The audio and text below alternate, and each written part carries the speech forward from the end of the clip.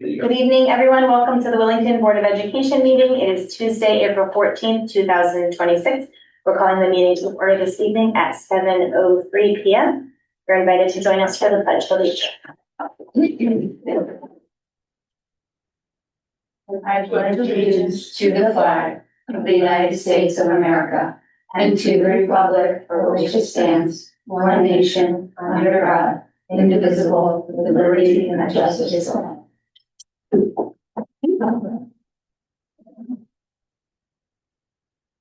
Our students are enjoying their April break this week, but we're lucky enough to have the modern wonders of technology.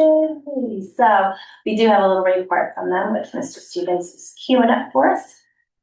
Are we starting with? Well, let me do that again because I have Sure. volume. This and share sound, yes. Okay. Slideshow. Play. Fingers crossed. This month, preschoolers worked on naming, describing, and composing with shapes.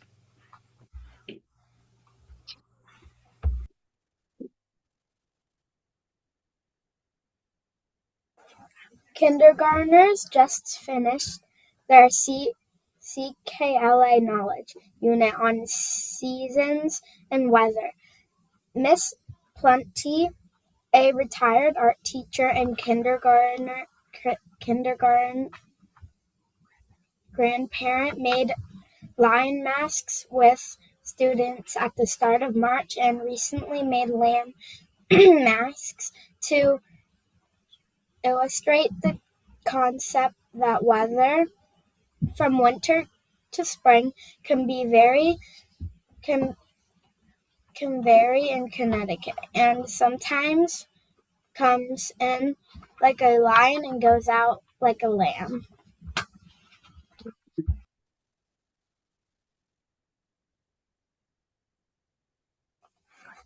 First graders read "Don't Let the Pigeons Stay Up Late" by Mo Williams, then practiced their opinion writing by listing their own reasons whether or not the popular character should stay up late. Miss Lee's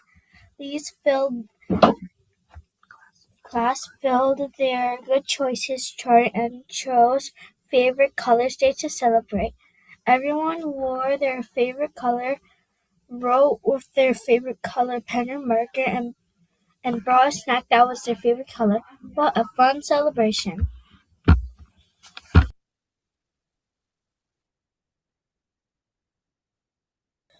Second graders read "April is a Dog's Dream" by Marilyn Singer as part of their CKLA poetry unit. They loved the imagery and excitement in the poem and were so inspired by the idea of a dog heading out to the park that they wrote their own poems called "Recess is a Kid's Dream."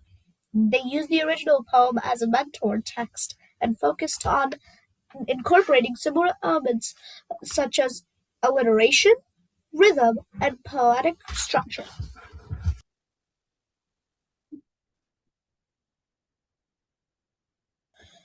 As part of their CKLA knowledge unit on astronomy and lessons on space exploration, third graders researched life on the International Space Station through videos and readings.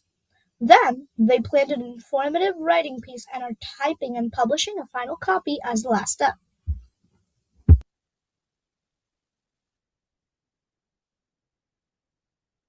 Fourth graders practiced their creative writing skills before St. Patrick's Day by writing about leprechaun houses. Students wrote their pieces as they were real estate agents, trying to show a house, including how many bedrooms, location, price, and their contact information.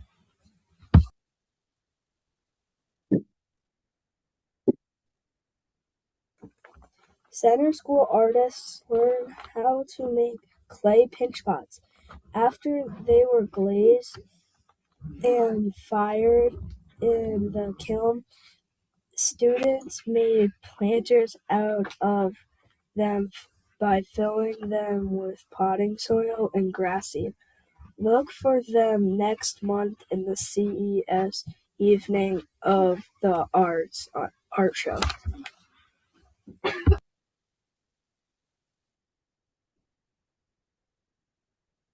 Bye.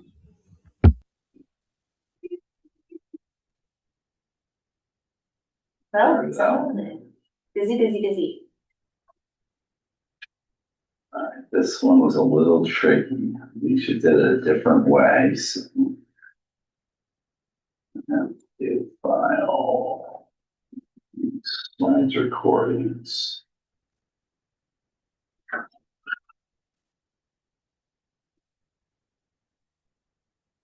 See if this works.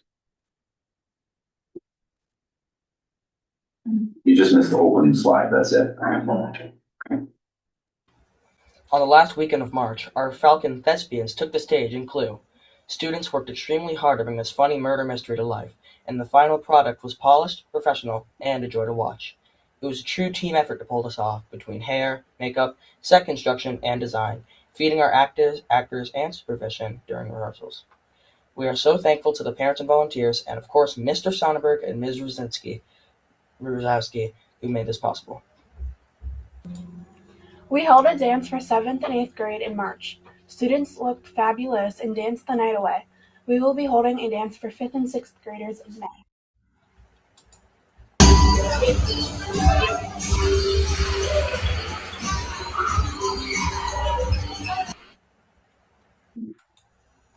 On Tuesday, April 7th, our 7th and 8th grade choirs attended E.O. Smith's Choral Fest. Our students had the opportunity to build community with middle school choir students from Ashford and Mansfield, all under the leadership of the high school choir students.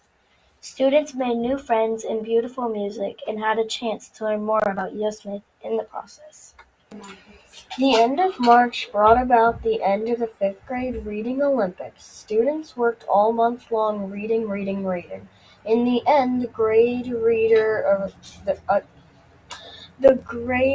read a total of 38,522 minutes. All students helped contribute to this total.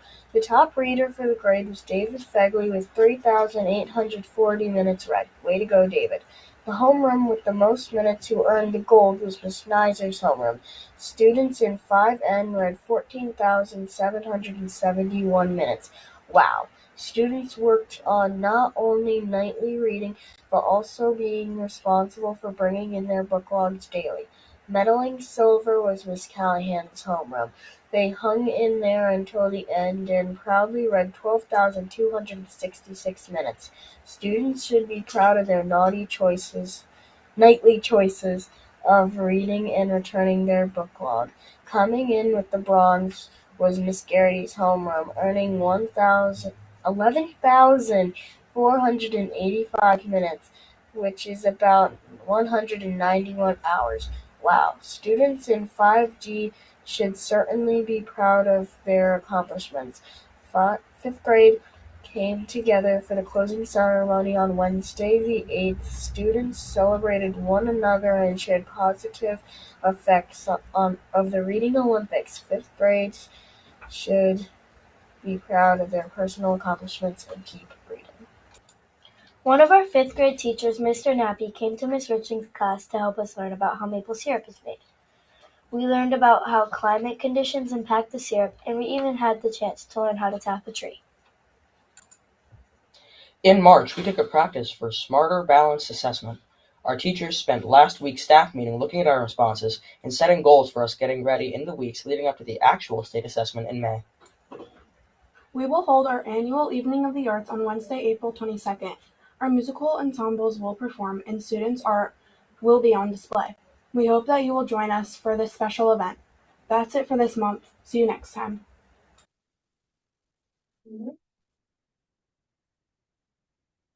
Evening of the Arts is outstanding, so you have the opportunity to attend that. Open to everybody, and it really is an awesome opportunity to see what students are creating in visual arts and also musical. I gotta say, I was very impressed with the number reading on that CCAP, the, reading Olympics slide. Well done, sir. Well done, because reading isn't always just letters, sometimes it's big numbers too, so that was amazing. All right, it looks like we have Mrs. McKinnon in here tonight to let us know what's going on with the PTA. Hi, how are you? Hi, good, and you guys? Good to see you. So, good evening. My name is Melissa McKinnon, Vice President of Willington PTA. As Carrie is currently on a Disney cruise somewhere in the middle of the ocean, I'm providing this update in her absence. I am not sure I got the better end of that deal. But in March, the PTA and the 8th grade dance committee hosted the Feeling Lucky Bingo night on March 14th. It was well attended and brought families together for a fun evening. We also provided a spring staff treat bar on March 16th as a small way to recognize our teachers and staff. A special thank you to PTA members who donated baked goods, treats, and other items to help make this event possible. Looking ahead, our next quarterly PTA meeting will be held April 28th at 6:30 at the Willington Public Library. The Hollywood Glow Dance will take place on May 8th from 6 to 8 at Hall Memorial School. This is a family event, not a drop-off event. Our silent auction, 5K, and fun run will be held on May 23rd at Center Elementary School, followed by Willington Day. If any local businesses are interested in donating to our silent auction, we would greatly appreciate your support. For Center Elementary families, 4th grade baby pictures are due by May 8th. 4th grade parents, please send your child's baby pictures for the yearbook to willingtonpta@gmail.com. If anyone has any additional questions, they're more than welcome to reach out to us at willingtonpta@gmail.com. Thank you very much. Thank you. Well done. Thanks. All right, we've got a lot of exciting things coming up through the PTA, and our students have lots of things to look forward to this spring. Okay, chairperson report, and just wanted to highlight some of the really big things that we are currently working on. I was thinking about my binder and paperwork and my brain and all of the balls that are in the air right now for us in particular, alongside everything else that we're doing. So the big two, of course, are the budget work that we are sort of finding ourselves in the middle of. We have a town meeting coming up prior to the referendum, which we will be talking a little bit further about our budget later on in the agenda. And then we are working with the school building committee to try and keep the ball rolling in that process. They really are working hard and at a steady speed, which is awesome to see. And we'll be talking about our ed specs again a little bit later on the agenda because they need us to do a little bit of work with that. And coming up, just for board members to keep this in your radar, it's almost superintendent evaluation time. So I'm thinking about that. I'm getting it ready to roll in my head, and we will attack that as soon as we can, hopefully earlier rather than later. So everybody has enough time to feel comfortable with what they're doing for the evaluation. Okay. Oh, and thank you for running our meeting last month. I appreciate you. Yeah, I know. It's been a long time. All right. I wanted to make sure to say thank you. Okay, next we're ready for president to speak. If you're in person, you can raise your hand. If you're online, you can raise your hand that way. Do we have our timer ready? Yeah. For that? Thank you. Participation is certainly welcome and encouraged. Thanks. All right. Hi, Mr. Tella. I saw you first. Nick Tuttle, Myrtle Road. I'm excited to hear the evaluation coming up. I hope Phil Stevens encourages and welcomes a open presentation of that evaluation. I think that would be a smart and wise move to the people in town. I also am curious if the Willington Board of Education or the school system has any policy in regards to nepotism or any conflict of interest policy in replace of nepotism. And curious in situations where staff may be underneath supervisors and such, how would that conflict be addressed? Thank you. Thank you. Mr. Chulis? Good evening. Very quick, couple questions. I hope you can hear me. Yep, hi. Hi, Ralph Tillis, Village Hill Road. A question when you get to the that item on the agenda, the enrollment projections that were done by Prada in December. My question for you all is, did it include the homeschool and private school students? Secondly, if the SBC decides to go or opts to go with birth to pre-K so that they can pick up the extra 15% in the grant, will the enrollment study have to be redone to include those children that aren't currently, I believe, included in the enrollment study? Food for thought. I think it would be helpful information for everybody. I've been doing a parallel enrollment analysis of my own. The 22 study looked really good with respect to the birth history in Willington.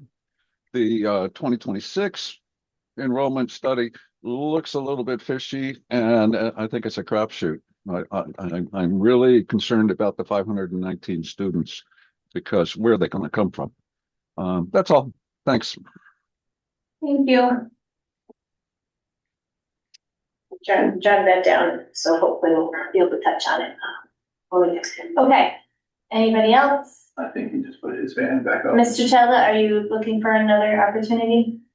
Yeah, just another 30 seconds on basically Ralph's point. I have high concerns of this 519 study number and concerns of it purposely being inflated because the numbers speak for themselves. I won't have to get into it. I think we all know. Thank you. Thanks. Okay, anybody else? That's it. Oh, right. No, good. All right, awesome. Thank you. Yeah, we'll be talking more about the Crowder report and other expected information a little bit later on. Okay, agenda item 7 was communications. We had nothing full board related. Okay. Agenda item 8 is the superintendent's report, starting with enrollment as it stands right now today. So we had 215 students at center. That is one less than last month. And we have Hall School has 165 students. That I think that's the same as last month. The in-district total is 380 right now. And we still have 7 outplacements. So that will continue. Staffing, it was a couple of retirements. We received a notice of retirement from Tammy Dulce, who's a paraeducator at Center School. She's going to be retiring. She's been in the district for 20 years, long time. Obviously, we wish her well in her retirement at the end of the year. And then it became public today that Donna Luthinsix is officially retiring after her leave. Donna has been in district as well and in the town for over 20 years of service. That doesn't include her time as treasurer. Obviously, I was joking with her today that it's always great when you have a business manager. Your goal is to make sure every audit comes back is clean, and she's just done that year after year after year and always has backup. And I appreciate working with someone that can back up everything you do. And so congrats to her, good luck to her, and we wish her well. We are working on a very simple consulting fee with her. So that way, when we have questions, we have that knowledge base. We can have her come in and work with whoever the next person is, and we'll be posting this week for that position so that when her leave is over, we hope to have someone in that seat. So two big moves there. The next item is the Center School power failure, the closure on March 17th. That was a little bit of a whirlwind, literally. The windstorm happened that morning of the 17th, and Center School lost power at 7 a.m. Hall School staff, by the time we figured out that it wasn't coming right back, Hall School was already in, the staff was in, the students were in. and I had to cancel center for the day. So the board needs to decide how you want to proceed with that day. And what I'm proposing that you do is just reduce the elementary year by 1 day, go from 182 student days to 181 days, and not make up the student day on June 18th, which I just think, you know, what's going to happen that day. Probably not a lot. And then what I would do is the group that's impacted contractually is the teachers union. I would require, and I've already put this out to the union leadership, and they agree, is to the teachers need to work their 188 days. Obviously, the whole school staff has already done that. I do not want the center school staff to come back at the end of the year to a classroom that they have to clean. So I prefer to have them log, which we can track their 7.3 hours, which they will owe us if you go to 181. And then the principal would be in charge of doing that. That we could offer opportunities for teachers to do things after school. They can do additional lesson planning. They can do a lot of different things that are outside of their contractual hours. They would then submit that to the principal, and she would be responsible for making sure that all of those folks put their hours in. I have no concerns whatsoever that they will do their hours. And so just from an equity standpoint between the two schools, because the whole school staff did work, that would be my solution that I'd offer to you. You would need to vote on that. That would change just center schools year to 181. And basically, I would just notify elementary parents that that day will not be made up. The end of the year will still be the same day that would be on the calendar. That's what I would propose to you. It's within state guidelines. 180 is state. Yep, you have to do 180. Thoughts? It makes sense to me. Are we supposed to make a motion for that or something? You should, if you want to wait a month, you can, but I'd rather allow them to start to track as soon as they come back from April vacation, and just wherever, because I'm sure our coaches would offer some things after. We have some work on our TSS guides that, our support guides we could bring people in and they can knock out a couple of hours, which we greatly appreciate. So you would just basically make a motion to move the center school student year to 181 days. And you spoke to our lawyer and the union president. I did not speak to the lawyer on this one, Okay. but I did speak to the union president. We were emailed. Okay. And he's good with this. Having them back on the, on that Friday or whatever it is just. Yeah, Thursday. Thursday. They're cooked. They're just ready for some break at that point. Doing PE that day is not going to be super helpful. I'd rather build it along the rest of the year. We would get more out of it. They would get more out of it than the end of the year. John and Sam, did you want to chime in at all? Yeah, they're co-hosts. I'm good. Okay, thank you. If you do have elementary come back another day, you have to pay for another day of transportation too. That's not in your budget. Yeah, we need a way that equitable for the staff ends. Why would it be in the budget? Because we already paid for that day for transportation because hall, it's by day, it's not by routes. Okay. So the purpose again is to make up for that day where the center school students did not attend, the Buffalo school students did. And this seems to me like a fair way to do it for staff. And it's also mindful of families and with building.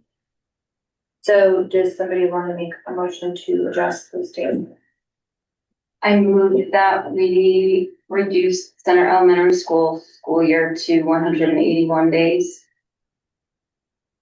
Great. I'll second it.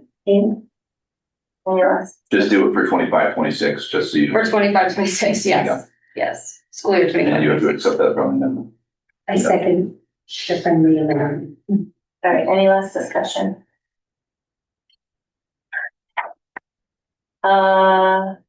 Okay. Let's just do it this way, because I don't know Sam, yeah, that's right. All right, Tracy. Yay. Thank you, Arthur. Aye. Brianna, yes. Anne? Yes. Jen? Yes. John? Yes. And Samantha? Yes. Thank you. Thanks. Motion passes. It was 7.3 hours, 7.3, yeah, they were 7 hours and 20 minutes a day. and they'll document that for, the administrator. Yeah. And I'll get a copy of it too, so I can see that thing. Will she keep it, They're so nobody forgets? Will she keep an eye on it and think about the time? Yeah. You know? yeah. And our intent is really to provide some things along the way, the end of April, sometime in May, sometime in, early June. Yeah, I'm certain they'll use it, appropriately. Yeah. I just don't want it to get past, beyond No. anybody, so that's good. Okay, thank you, center school staff and admin for being flexible with that. That was a wild day. Yeah. All right, the 26-27 budget, your budget is currently a 4.86% increase. That's after the $192,000 in insurance reductions that we've received. And the $200,000 cut from the Board of Finance. That's the reduction they had. The insurance is down $192,000 since we were at the 32.4%. And the town meeting for the budget referendum is April 21st. I don't believe the number can change anymore. It's just there can be more discussion if you want to attend. And then the referendum is planned for May 5th. And what you will need to do as a board is figure out, I would wait till after the referendum so you see where the number lands, and determine how to address the $200,000 in cuts. Because that's not done yet. You did the work of addressing, having some order to it. There has been some change, and I'll get to that further down in the discussion tonight about a potential waiver that will bring you some additional savings. But until the budget passes, that's what I'm going to suggest. Hopefully it passes in May. You have your regular meeting, and that's where you'll make your adjustment for what that $200,000 looks like. Okay. I will also let you know that we received an anonymous donation from two folks, and they are purchasing chairs. So the chairs that were in the budget for $3,600, the checks have already come in, and we will be ordering the chairs for all school, and students will actually do the thank you notes. We'll do a thank you note as well, but so it was very nice. Awesome. Thank you for whoever did that. Appreciate it. Yep. Okay. Next item is student performance review. I think I shared these links with you yesterday. We're going pretty quick, but the attendance, let me just put this on screen.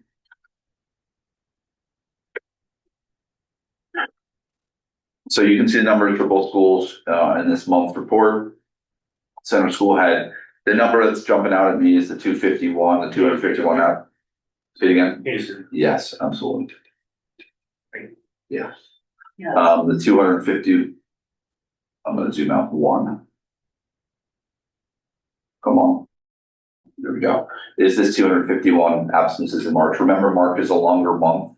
However, it's getting up there. And HMS had 260. So this to me, because they're smaller, was a big number as well. I will tell you that I know we had strep throat going through again. I know that we had stomach bug go through again.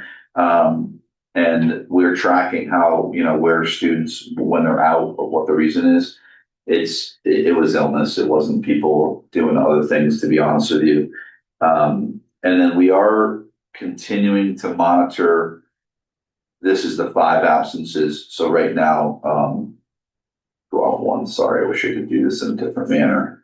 March is at 85 with 5 at Hall and 97 in Center.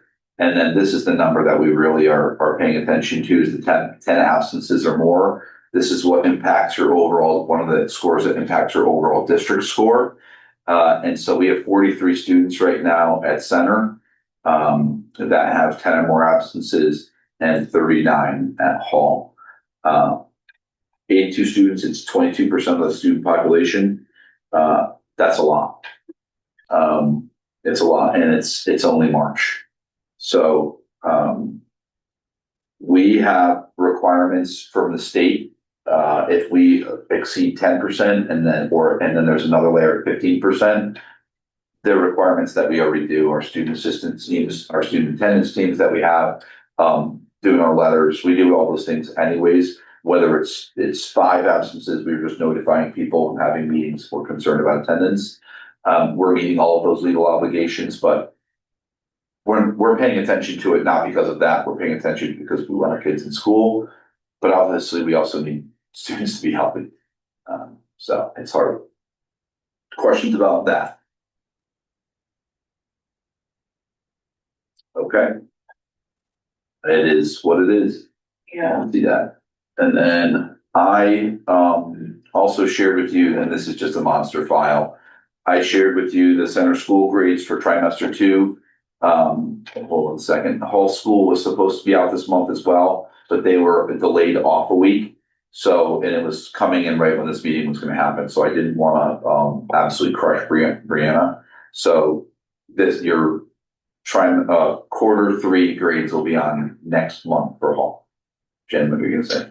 I just wanted to go back to the attendance. Is there any way, you don't have to go actually click it back, but I'm just wondering if there's a way to help understand the process. I mean, I know that you outlined it, like I get that there is a process, but is there a point in the process where folks are getting lost, or is there a way that we can better support the team at a different level in the process before the kid gets to 10 absences? I don't think anybody's getting lost because the process for it goes through multiple layers. Nurses first, and then basically when they have their student attendance teams, they get all the updated reports. So when they have it, they have all of that fresh data in front of them, and it's not like they're having it, 3 times a year. It's often, and so they're reviewing what's going on, who's the connection point. This is one thing Elizabeth Nizer is managing for us with as our mental health specialist. She's doing our attendance teams at both schools. And then it's reaching out to families, making sure if there's something we can do. If it's illness and we know about it, there's not a lot more in the conversation. It's just letting families know, like, hey, we keep a track of this, just so you know. The students where, I will say where we're stuck is that if we don't have parent support, and it becomes a challenge, we try and do site visits. Very, very rarely are we stuck. Our teams are really good. Having the position of the mental health specialist, being able to reach out to families, the school counselor at the middle school, going out and doing site visits, meeting with families, finding out, because oftentimes sometimes it's just a student that is fighting a parent that doesn't want to go. The student doesn't want to go, and we'll help them through that and figuring out what that looks like. We have a bag of tricks that's pretty large. But I don't think, if your question, is there anybody really falling through the cracks? There's not. Like, we meet on them regularly. The parents are involved. And maybe my question is not so much if people are falling through the cracks. I apologize if I said that or implied that. But because you're tracking 5 absences and then 10 absences, is there anywhere between that 5 and 10 that, like, we might be able to enhance the process to not get kids to 10? Or I understand we're meeting all the legal applications, but as you said, we want our kids in school. That's at the end of the day. Yeah. So one of the things that I'm looking at, and actually this came from Melissa McKinnon, she has and I'm not sure if it's a child, she has a child that's in a different school. I'm not sure what it was. But she shared an app, I think it's called Parent Square. That has a better notification system. And I think it's better than Power School from the standpoint of like automation, like your child's out. There's things you can do with it that are attendance related. So it'll say you're on absence 7. I'm not sure if we're underutilizing Power School, or if it's even set up to do those things. I know the high school, my son is late, like, or. Yeah, you know, 5 minutes you get later. right, you get those notifications. Those are things, and sometimes it's seen as, you know, as you're being a pest. But trying to make sure one thing, and this came up a while back in budget season, and we're still working through it. And why I said the paraschool thing, because there's no, you can't, and John, I'd be curious to know if you know anything about this from Manchester. We can't see when a parent logs into PowerSchool, we can't tell if it's mobile or if it's web-based. And sometimes, from what I understand, is when they're on the mobile app, which is what Center School pushes when they first log into get parents onto PowerSchool, it shows up as once because the app is open and it's there already, and it doesn't show that they're looking at things again. So, like, we wanted to know for report cards, who's looking at report cards. Well, the new way Alicia brought in, where it's now emailed to parents directly, we know it's getting to them and they don't have to go onto PowerSchool to go and get it. We're trying to do similar things to attendance, so it's like, hey, Tracy, here's the information, it's right there. It's not that Tracy has to go into something. So that's what we're trying to figure out. If it's a text message that says, your child's on absent 8. That's one of the things we're looking at. It's a communication thing, and it's just across the district and across the state and across boards. Everybody's struggling with engaging families and community members. And it's trying to figure out that what's the best way to do it and how do you do it without spending a small fortune. Right. That's something we're looking at. Great, thank you. Sorry, go ahead, John. I know it's hard for me to jump in. So we use a different product. We use Infinite Campus. But Yeah. Have you tried to reach out to Tyler Technologies to see if they have any solutions? That's So we use PowerSchool, I believe. PowerSchool. What was that? PowerSchool or Tyler? Who owns PowerSchool? PowerSchool. Oh, for some reason I had in my brain it was Tyler. Sorry. I don't think so. Tyler's our business office, our financial software. Oh yeah, that's Munis. Sorry. Yep, you're right. I will say PowerSchool, there are definitely solutions, some better than others, and you want a solution that interfaces with PowerSchool. The issue is they're all add-ons. And some of the add-ons are, we just fought a bill, Brianna and I were fighting a bill yesterday. And the issue is that we're so small, it's the smallest amount they'll charge. That just is baffling to me, like the minimum number of students. So someone who is 180 students more than us is paying the same amount of money that we are. But yeah, it's something that we're trying to figure out without spending a ton of money.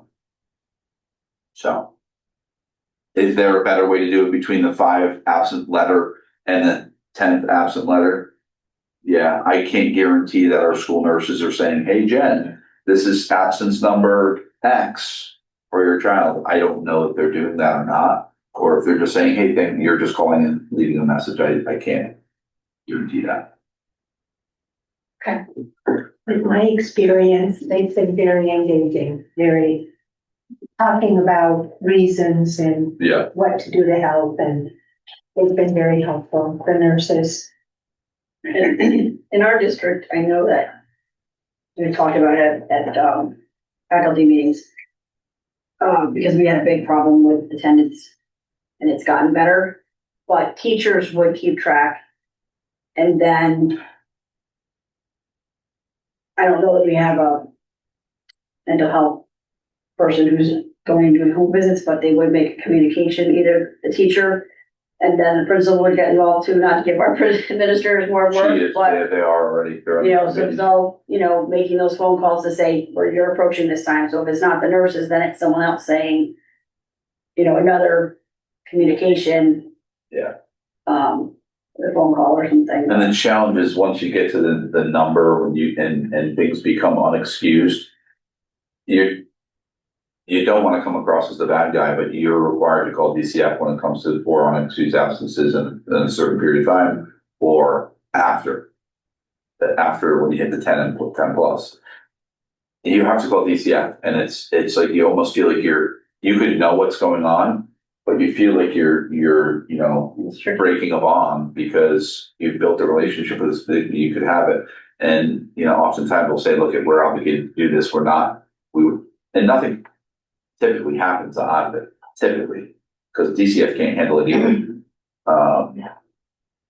But it's something that we have to figure out what that looks like. Yeah, Elizabeth has been really helpful too. Elizabeth Nicer. Yeah. Kind of greeting the student when they come to school and encourage, She's in.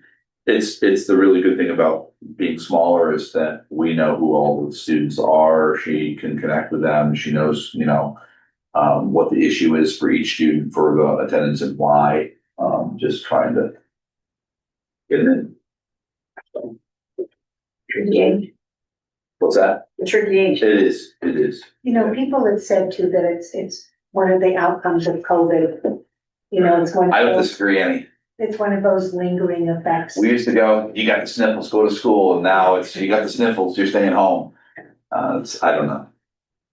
There just some different solution, but when you start missing, you start talking about some students entering that 10% of the school year. That's a lot.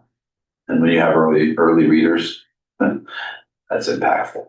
So your attendance teams and staff are looking at follow through with student work, right? Like if there's a Google Classroom opportunity, then if students are staying home but they're still doing the work from home, that gives you some information or some more data. How quickly they're able to catch up when they're out. Like that's something a lot of kids have to learn with parent support and of course staff support too, but like getting things caught up in a timely manner, particularly in the middle school is what I'm thinking, but I'm sure that your teams look at that too and trying to see like who needs some help catching up and who's doing a good job. I can see if Kim Filona and Emily Nason and Elizabeth Nizer, the three of them are school psych, social worker, school counselor, all have hands in this between the schools. I can see if the one or all would be one to pull something together, even if they recorded something that was just like the kids did, just to give a sense of what their bag of tricks look like and how the process goes. I would appreciate that. Okay. Can you ask them a little bit about, like when parents call in or write notes saying that the family's going to be away, sometimes parents will ask for student work to take along or to do ahead of time, which is proactive and responsible. It doesn't always make sense for certain grade levels or certain subject areas, but just noting that the family was engaged in that way or asked, I think that counts for something too, because it shows up and the children, they really rely on their grown-ups to do time management, do their time managing and do work when they're out or missing things. So the students who don't have a lot of grown-up support in that area, it's not their fault that things aren't getting done or caught up. But that might be something to note as well. Just are they being proactive about getting work ahead of time, and is it getting done in a timely fashion is the child getting it, caught up after? And some of those services are hard to make up, whether it's I know identified for special education need hours or intervention hours. If you're out for a couple weeks, it's a challenge. Mm-hmm. I think the middle school proposed schedule would help with this too for children that are late and it happens to be the same class. Yeah, I will say, and I don't know how it would work at the middle school level. I really appreciate what's happening at E.O. Smith right now, where there's individual, I'll get copied as a parent. Griffin's out sick for something, and I'll get an email and say, hey, you gotta make up a quiz, here's a time you're gonna do it, there's an invitation, put on the responsibilities on the kid. But there's a time to do those things. And the quiz is just a simple example. It could be support for the concept they're struggling with. I like that concept, and I think that matches the middle school model too. The schedule, simply because there's going to be some kids that aren't someplace every day, and how do we have the opportunity to do just that? So it's interesting. Okay, I didn't say too much about report cards, but I mean, there's the grades, they're all there. I send you the link if you want me to fire through the 4 grades. I don't know if that makes sense too, because there's so many, but you have access to it. I shared you the link. Yeah. When did you send it? I think I sent it the link. I mean, I'm pretty sure you shared it with me. Yes. Oh, yeah, there were like 4. I shared the link yesterday for that. And honestly, that's always one where if you fire through it and you have a question for me, like tonight's hard because you're just getting the information that it's all in there now. But if that's something you have a question next meeting, or you want to send me an email, just send me an email and say, hey, what's going on here? Ask. Does that make sense? Yep. Okay.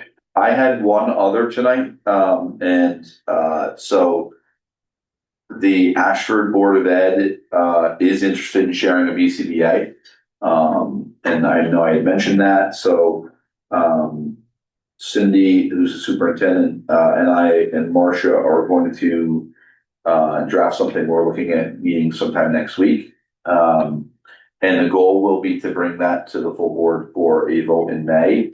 My thought is, it's got to run through legal, but my thought is kind of twofold. I could bring together the negotiations committee to review that process, or once we have something written, it may make more sense just to email it to the full board. And if you have individual feedback on that you could send that in. Do you have any thoughts on that? I think send it to everybody. I'd like to see that. Right after that, yeah. You think you're gonna come up for May? Say that again. But you think you're gonna come up for May? And a really quick timeline for a contract.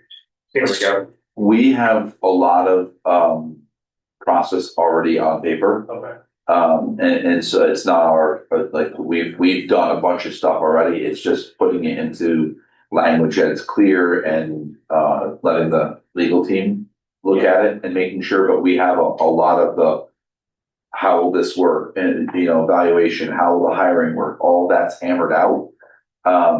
We just want to make sure that the legal team says, yeah, we agree, right. It's pretty clear. And my feeling is if we can get it approved in May, the timeline would be good, so that I still have staff in district that I would want on a hiring committee. And we would do it as a joint hiring committee, and Cindy's in the same boat here, that there's a few prime people we would want. It's not summertime, we could get it posted and it would be posted for next year. It's within the budget dollars we have, we know we can do it. So that's my thought. So it would start in September, the position? Yeah. Would you invite negotiations or personnel committee members on those areas? We can do that group, because it's so unique, we can do it however you want. I think it's beneficial, and I need to be full disclosure, I'm on either of those, so I don't think, but I always think it's helpful to work on it also. Yeah. I'm happy to volunteer. What's that? I'm happy to volunteer. I think from the standpoint of, it's a PCBA, right? Yeah. I think from the standpoint of making sure, because this is a first, right? It's new area that we're coming into, but I think it's the way that we can bring in a person where we're not worrying about having a part-time person who's just going to go for the full-time job someplace else. And that they're guaranteed the insurance, they're guaranteed the position.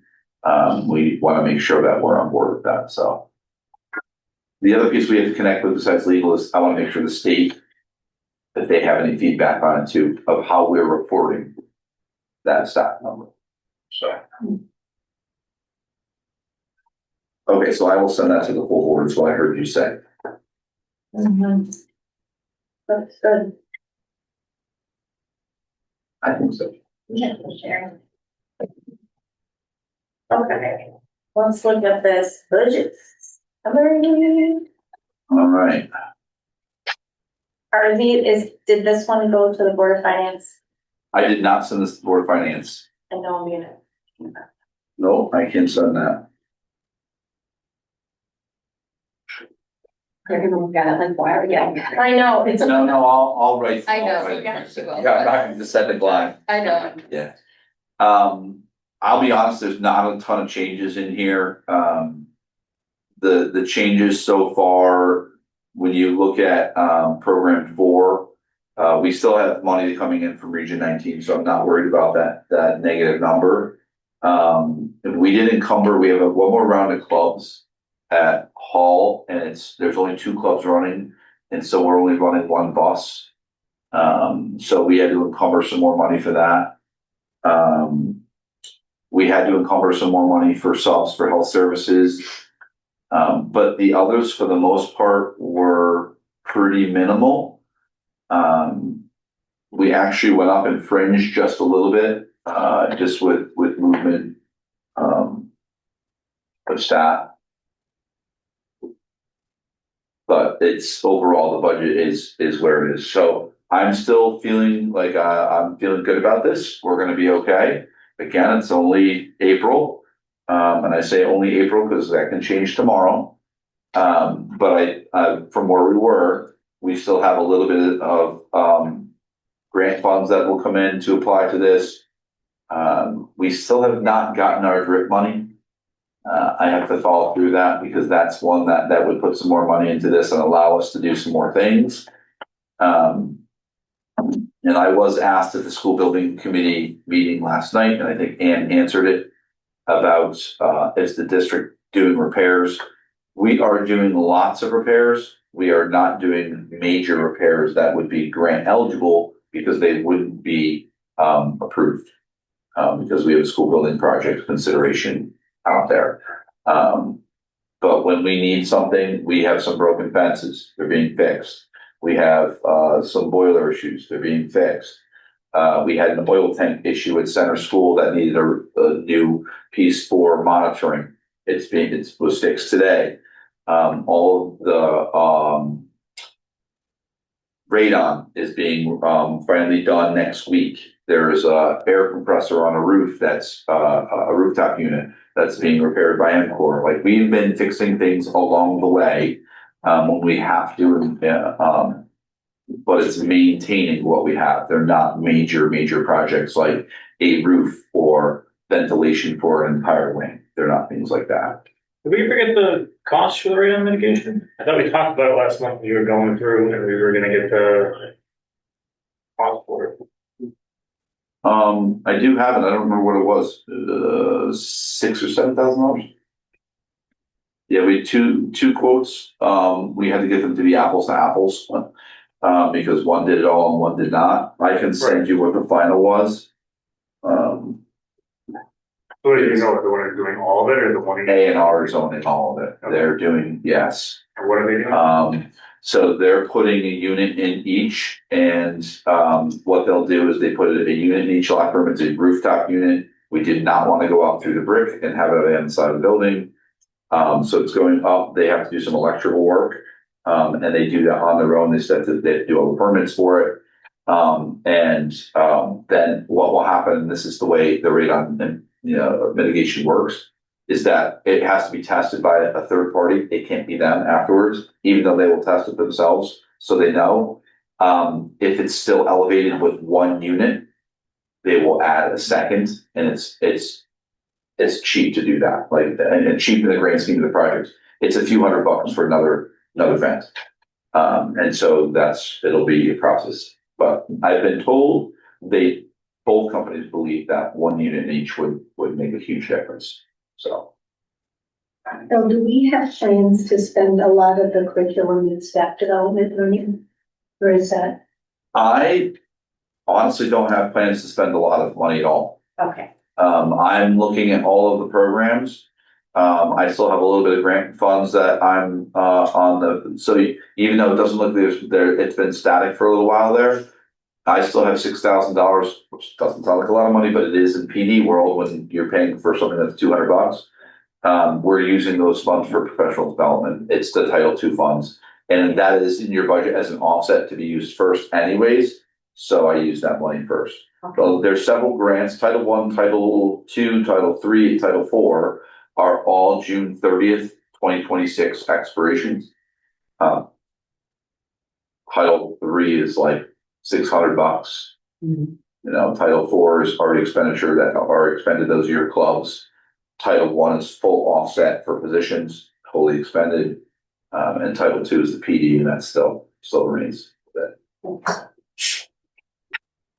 I'm also trying to be very frugal so that if there's any money at the end of the year, it can go back into your non. I will tell you that the plan at this point for 26, 27, or sorry, for 25, 26, we're doing okay. And I will tell you, I think it's gonna, unless we have another outplacement come out, I think we're gonna be okay. Just with paraprofessionals for students, all those things, I think we're in decent shape today. For 26, 27, I think with the budget changes, with the reductions that we're given and the things that we're doing, I think we will be okay there. You'll lose a position in my proposal, and that would be one staff support specialist. Remember where you talked about reversing the order of the more expensive one first? We put that person first. It's not a filled position today. You would end up with one in each building. No one would lose their jobs. And then insurance savings is helping tremendously on that. So I will propose all those things once we get there, but we're tracking that as well. Any money savings things we can do. Okay. All right, we have some meeting minutes to approve. Okay. The March 10th, that was our regular meeting. March 17th, there was a special meeting that was in regards to the budget. Correct. And then the March 30th meeting was a special meeting with, that was the one with SBC, right? Okay, does anybody want to make a motion on that, please? I'll make the motion that we approve the following minutes: the regular meeting minutes, March 10th, 2026, the special meeting minutes, March 17th, 2026, and the special meeting minutes for March 30th, 2026. Second. Thanks, John. All right, discussion edits. I was not in attendance on that meeting, but I reviewed the video and read through the minutes, and they match up for me, so I feel comfortable with that. Okay, let's roll call just to make sure, because we've got some people online. Tracy? Yes. Arthur? Yes. Brianna, yes. Anne? Yes. Jen? Abstain. John? Yes. Thank you. Samantha? Yes. Thank you. All right, thanks. More session. Thank you. Okay. Next, we're going to do a little bit of SBC update. Thank you to our official representative, Samantha, and our additional representative, Anne, for doing such, and keeping us up to date. It's very exciting, huh? Woo. It really is. Yeah.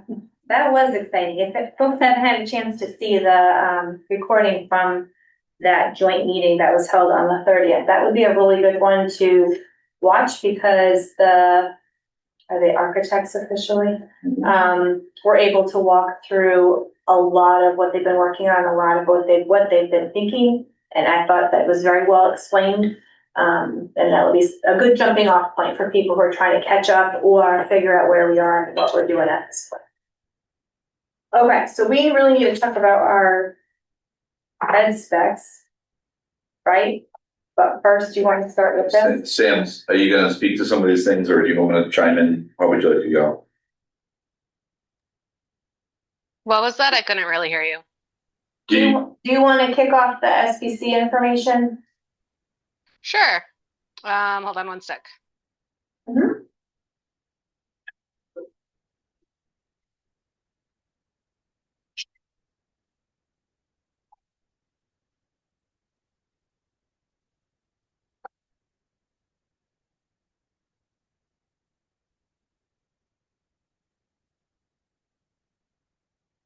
Holding. Okay, I was just trying to find my paper. So I think, was that the copy of the agenda that you sent me earlier, Phil, of what we were talking about? Yeah, those are the things that were the two items on the agenda that you can touch on briefly, and you can add anything you want. One was that we have the signed copy of the Hall Foundation agreement, and then the other one is the operational budget. Those are the two items, but you can share anything from last night to that or any other work. Okay. Yeah, so last night we had a meeting where we started talking about different, because we are still pursuing different options as far as like if we want to do, and working with Tecton Architects, as far as if we want to do a renovate to new with the hall site, a new building on the hall site, or a new building on a new parcel. So we kind of talked about that a little bit more last night. Excuse me. And we talked about the timeline. We are probably going to have a special meeting this upcoming Monday, just to kind of keep the timeline going and stay on top of everything.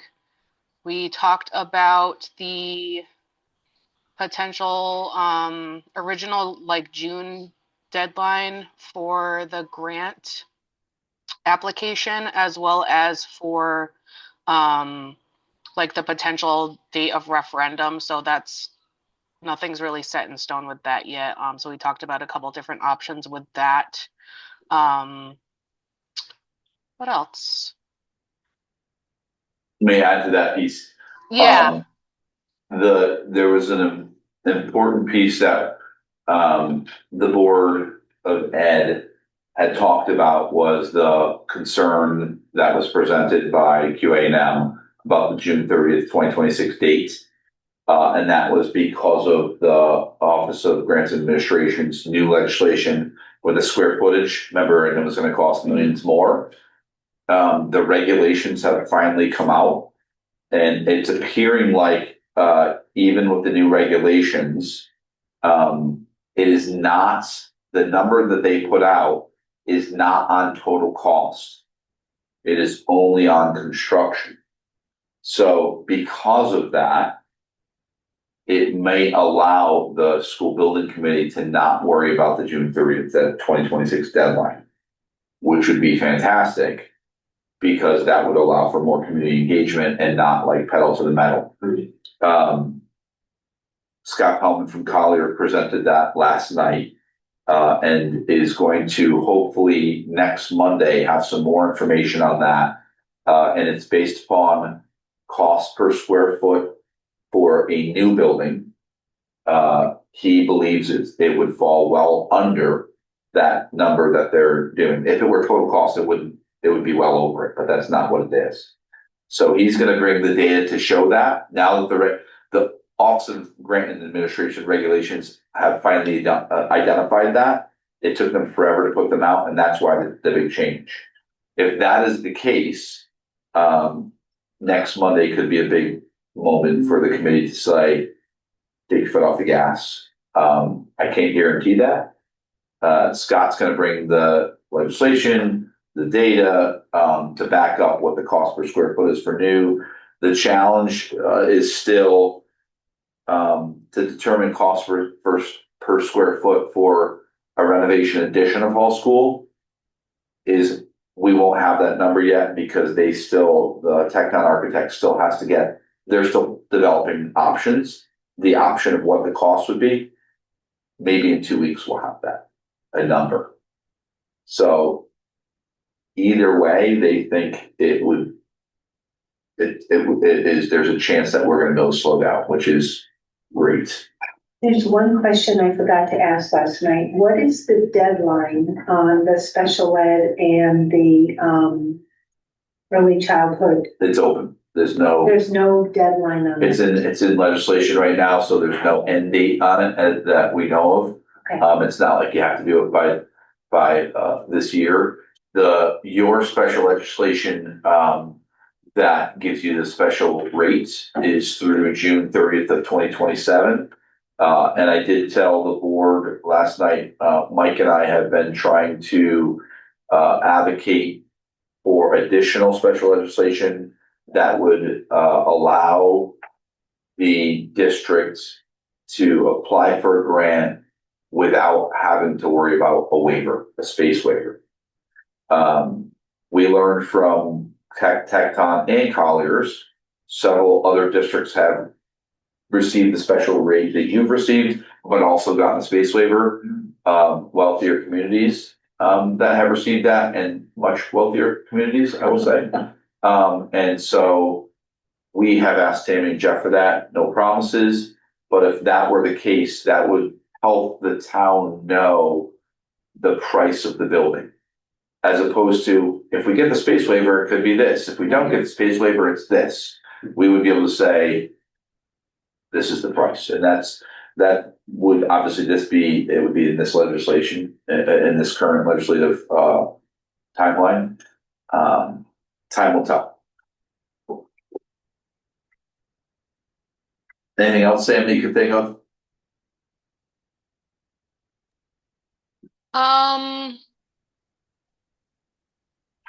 Not really. No, I don't have anything else that I could think of. Correct. The other last night too, if you want to watch the video, they did do some sample layouts on the Hall School site. If you just want to see it's on the video, you'll be able to see it on screen. I did email it wasn't the signed version, I don't think I sent to you, but the signed Hall Foundation thing I sent you yesterday, I attached that. So you can see what the new deed layout looks like. It's very exciting legal language. And then we need to have a special meeting at some point to talk about the operational changes that would occur going to a pre-K through 8, what that would look like. I have a communication to the board attorney because I would like to know if we can do some of that in executive session. Because I don't want Jen as an employee, you're not an employee, I'm just making it up. Jen as one of our employees to run for the hills because she's like, my job is on the block. We don't know if that would happen yet. But if that's the case, doing that in executive session and doing some of that planning, kind of like we did with the budget, would be helpful. I'm just waiting on a response. If not, unfortunately, it's just going to be what is laid out there. And that's to identify operational savings as part of that process. Can I just make another kind of like side note comment / ask a process question, I guess it would be? Yes. Yeah, so my understanding, just because we've had a couple people mention it today, as well as at our meeting last night, some citizens from the town are questioning the enrollment study, and it is just to not really reiterate, I guess, but just to kind of clarify for myself as well. It's my understanding that we hired actually 2 third-party analysts or whatever you want to call them, consultants that do this type of, hold on a second, Matt, do this type of data calculation or whatever. And then, but our ed spec has to match what that number is, right? Because that got caught up before that. We had to redo our ed spec because it didn't match the current enrollment study. So I'm assuming that that's all part of the state process, especially since going through OSCGR. Is that correct? Do you understand what I'm trying to ask? Mm-hmm. We didn't have anything to do with You paid for it. Yeah, we paid for it and financed it really, but we don't work with those individuals to get those numbers. It really doesn't have anything to do with us at all. But yeah, it is a requirement by the state. And it does have to, that's why we have to fix up our ed specs, yes, because we had originally made the ed specs based on a number we sort of estimated, and it was off quite a bit from what ended up coming back from NESDEC and PROUDA. Sam, one thing I'll say, is that I'm going to communicate with Jim, to see if the SBC will fund a presentation from Dr. Prouda. Because I think that would, I mean, he's a professional demographer. That's what he does for his job. He is the guy in the state. He's the guy that OSCGR recognizes as one of the premier people for doing that work. The board didn't pay for it because you just wanted the updated numbers. And so you got the updated number. You'd seen him do a presentation before in the past, but I think it might be beneficial for the SBC to pay for that. And I bet he would do a presentation on his numbers for the SBC if they want to fund it. It's something that I want to talk to Jim about. And people who have questions or concerns about it need to take it to him because, like I said, we did not participate in the creation of that research at all. Right. And then just a follow up real quick, if I could, sorry,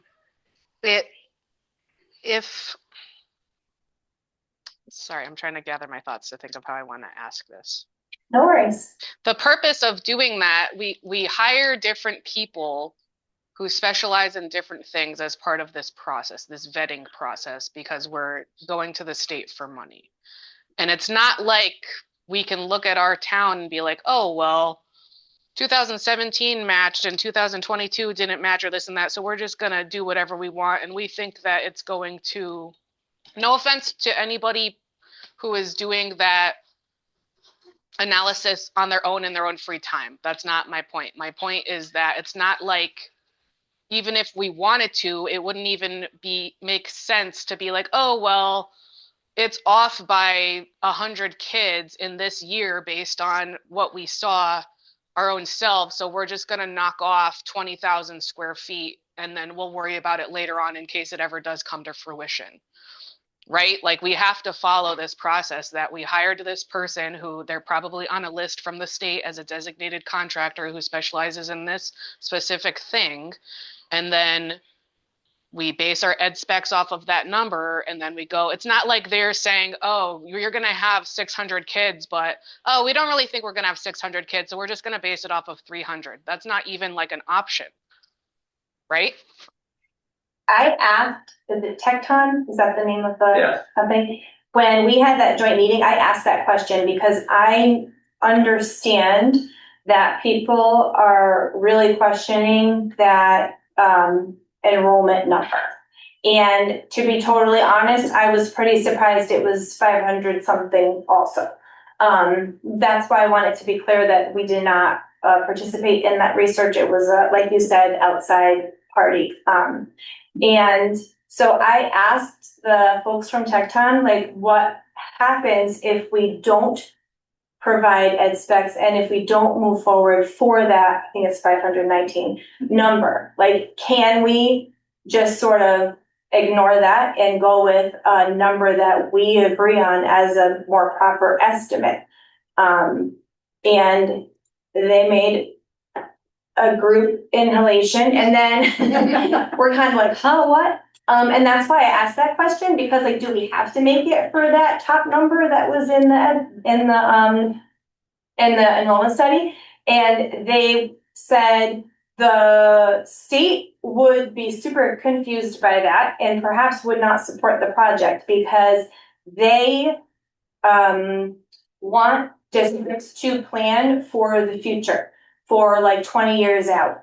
So if you downplayed it and instead prepared for a much smaller number than what the study showed, then the state may not support your project, or they might send you back to the drawing board, so to speak. So I did ask that question, and that's exactly why. And it seemed to me from their response that the point is we need to plan for the future, and that's the kind of project the state wants to support, if that helps.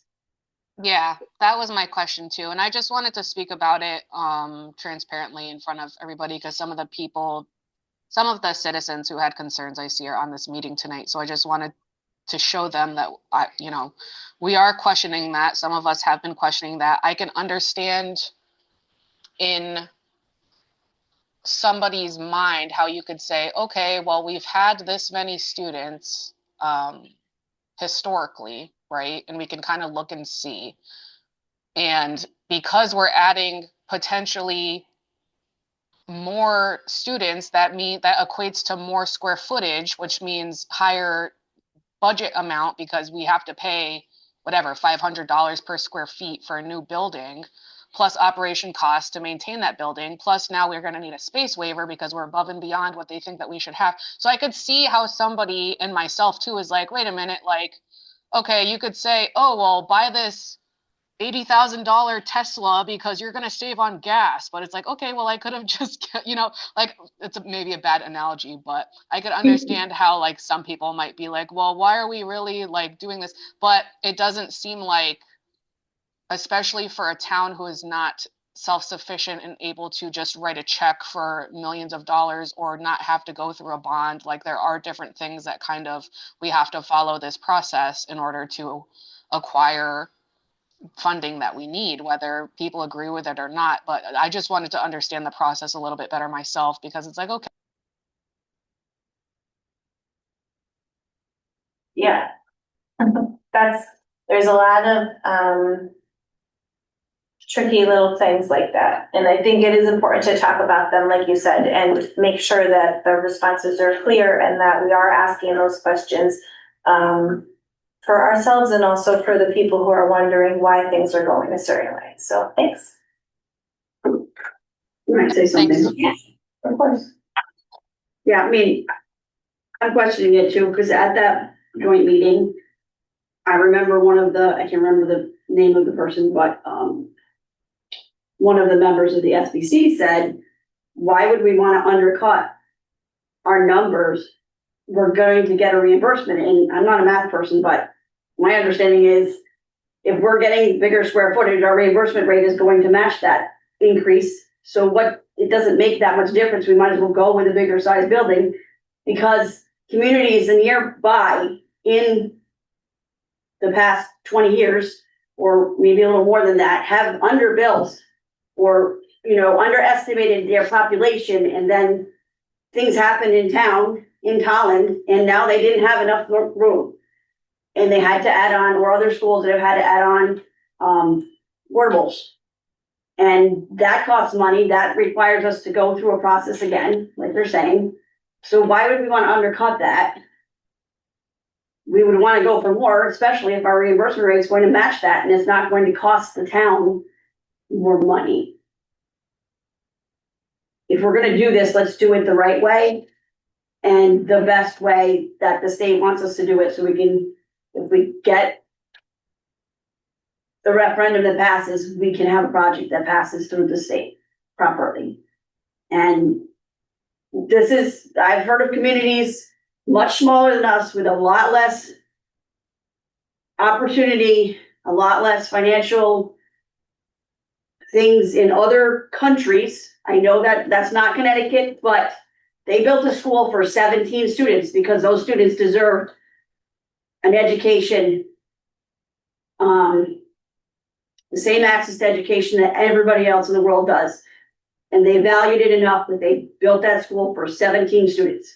So I say we need to value the 380 students or 550 students or 700 students that we end up having in this community, because education is important. It's what builds our children into independent, successful adults, no matter what they choose to do. They need that foundation. I can't let that comment go, Tracy, just so you know that 90% reimbursement on an 80,000 square foot building is going to be more money than 90% reimbursement on a 70,000 square foot building. It's not more money because you're not getting the reimbursement, just more money because it's a more expensive thing. So that's what people are looking at, that's what they're looking at. They're not necessarily looking at we're not gonna get the reimbursement for it, it's that the building's gonna be bigger, and by virtue of being bigger, it's going to be more money, that's all. But we're taking us, I've been on this board this is my 8th year. This battle's been going on for even longer than that. We had a building committee that didn't pass a building project before that some of the members of the committee who were on this call were a part of. And it was decided not to do anything. And now, how many years later, we're having this conversation again. We've been having it for at least 10 years. So we need to get over some of the conversation here and just let's work together instead of having some of this battle about a few hundred students. I feel like this conversation isn't the biggest thing we should be focusing on. I think there's a lot of things that people are weighing, and some people are weighing certain things more than others. So, the enrollment study is a real sticking point for some people, and they need to, or hopefully will be able to understand where those numbers came from and that they didn't come from us and that's what the state requires and so on. Nobody wants to get something big and amazing and shiny that costs more just because we can. That's a conversation that people are having that I'm considering. The thing that I have heard, I'll speak for myself. And that's, I think, where that percentage point kind of comes into play, is why would we get something just that big just because we can if we still have to pay for it?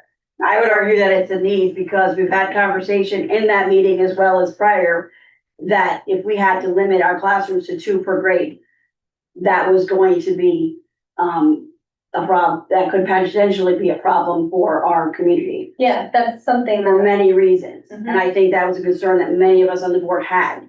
And that should have some weight into the conversation, not just about money. It's helpful that the company, the architects actually talked about that, and that was something that they recommended. And I apologize for I am not a numbers person.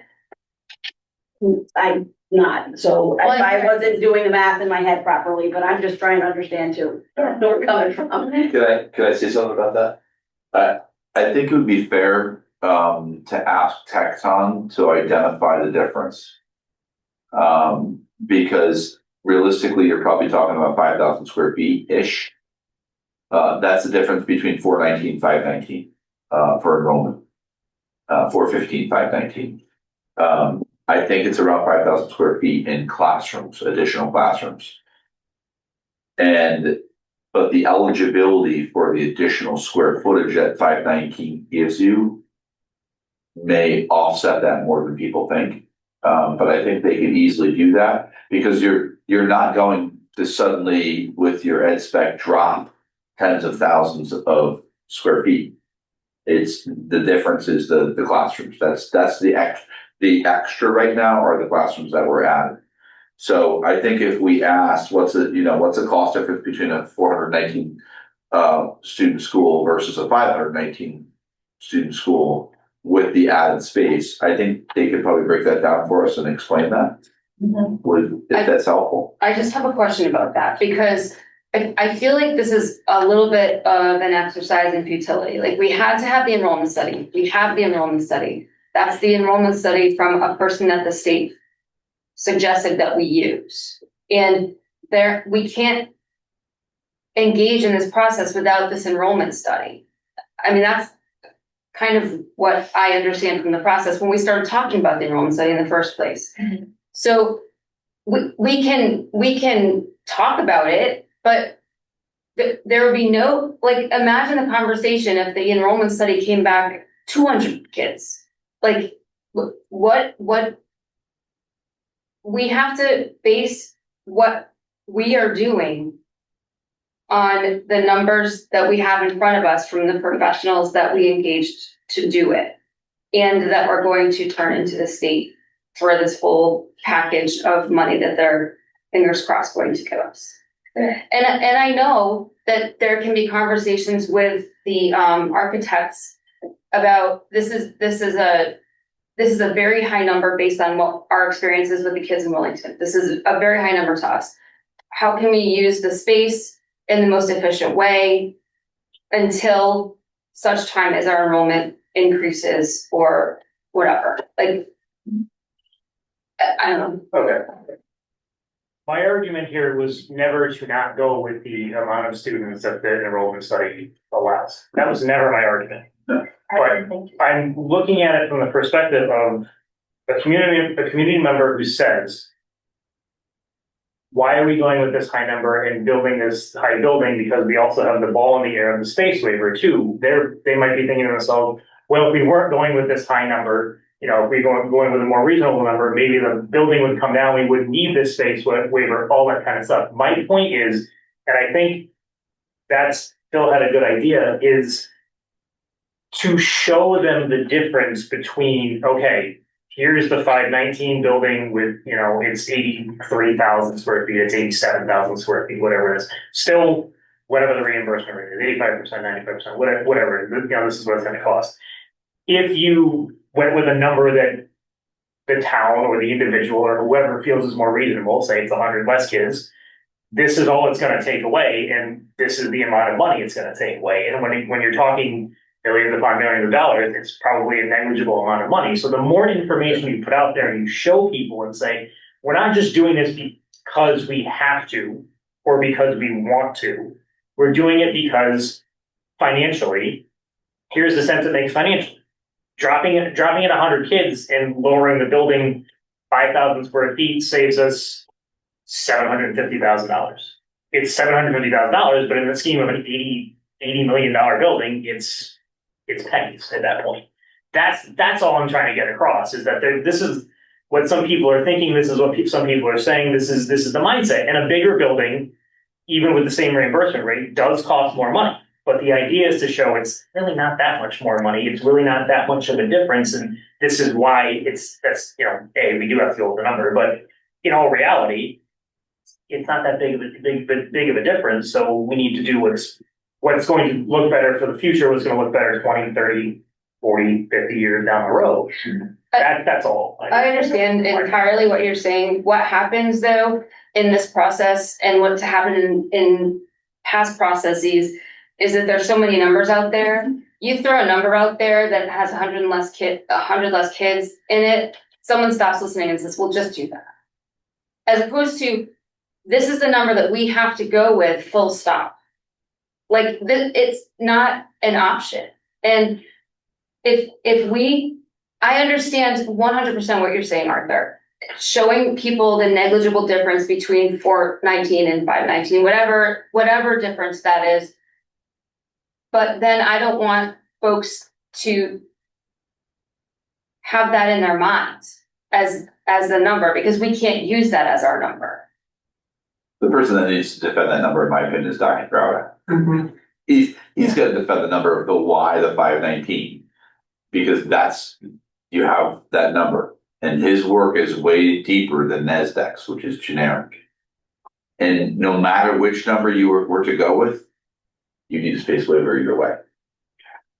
When we did our original ed specs, what number did we base them on? The NASDAQ, because that's what we had. And do you remember what number? I think it was 415. Okay, because that could be our comparison. That's what we could ask. Now you want to put dollar signs on it. You will.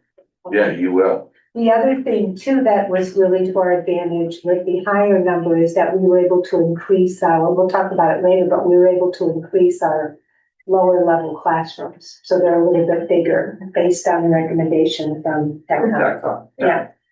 I think we're just hearing the comments and questions, and also a little bit of like devil's advocate, or, you know, looking at it from our own perspectives and trying to imagine others. While we try to ask the questions, while we try to guess what the questions might be and try to figure out like the best way to answer them and the best way to explain what we are doing here. I think that's really what it is.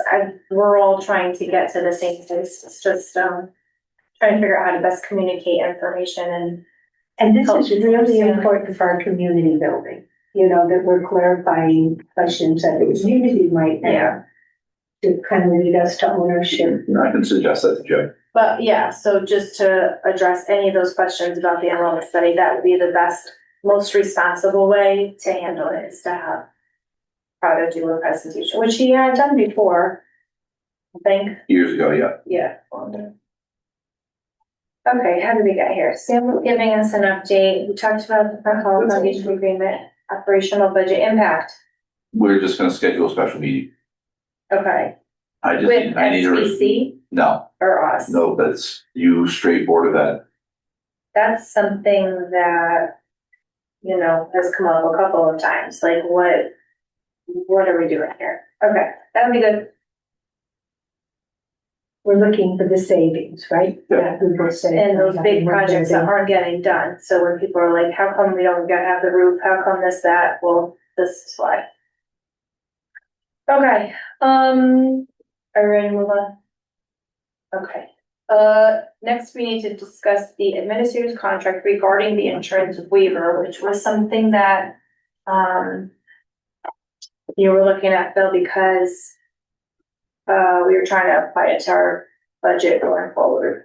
Yeah, I mean, when we received the massive increase for insurance for 26-27, I mean, we go into overhaul mode, like where can we try and save some money? And just researching what we could do, really without affecting programs or staff. Insurance is such a huge cost.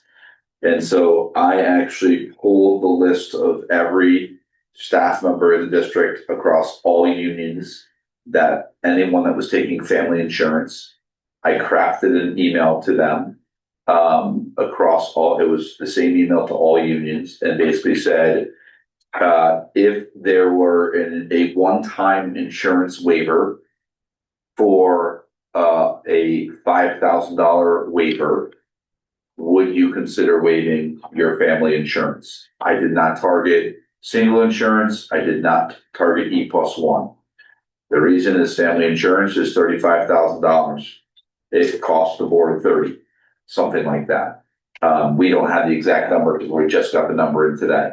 But with that waiver, what it would do is you pay the waiver and not having to pay the person's family insurance. So I got no response from the West Union, meaning no one on that list was interested. They needed their family insurance. They didn't have a spouse that they could rely on or someone else that had insurance that they could rely on. They needed their family insurance. End of conversation. It wasn't the press. The teachers union had 2 members who reached out and said, I'd be interested in learning more. I would want to talk to my spouse. I would want to make sure I could qualify for open enrollment. Obviously, this was pitched past the union leaders as well. And said, yeah, see what they say. It came back that WEA, which is the teachers union, and had reached out to CEA, and CEA said it doesn't apply to everyone.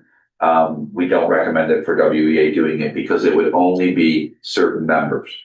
You could not offer the higher level to everyone who hasn't wanted to waive insurance or is already waiving insurance, because there would be no cost savings in it. You would lose money. So which is why I only reached out to family. So the WEA thing, with their email they sent back to me, said, no, thank you, was the end of that. And then the administrators union, said they were very interested. And so, we currently have 3, and one of them is already a waiver. 2 of them have family insurance and are willing to waive family insurance for a $5,000 stipend. That's an increase of $1,700 off their current stipend each. And the person that's already waiving, that has the $3,300 stipend waiving insurance waiver stipend already, we would increase hers as well. And the reason we would do that for admin is because it's only 3 people, and it's the way they would agree to do this. Okay. So for you to spend about $11,000, you would save approximately 40. That would be your savings. To me, and I've been working on this for a while, wasn't sure where it was going to go, wasn't sure if WEA was going to support it. I had to be careful because the way this works is you cannot promotes people not taking insurance. And it is not seen as I'm not promoting it as long as they can prove that they have insurance. So part of this waiver or the MOU that we've drafted is each of those members is going to have to demonstrate that they have medical insurance through their spouse. That way it doesn't impact our census, which is what the insurance company bids. I could not also go over 6.7 people. I couldn't have that number of new waivers. So having 2 additional waivers is safe for us. They can prove they're going to have insurance. If you sign this, I would bring it to them. They are already verbally committed to saying, yes, we would do that. It would go into effect July 1, and they would not have family insurance on the admin side. They would all be waivers for the 26-27 year. And they would opt to re-enroll in the next year? That's up to them. I'm only doing a 1-year commitment because I don't know what next year's budget brings. There could be savings next year, it could be better. I'm doing it right now because you still have to find $200,000.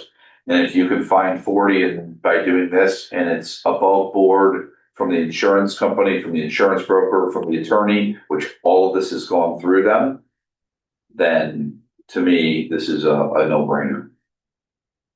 Is the 3,300 in the contract? That's what their contract is. And the memorandum of understanding just changes it for this 1 year. To 5,000. Okay.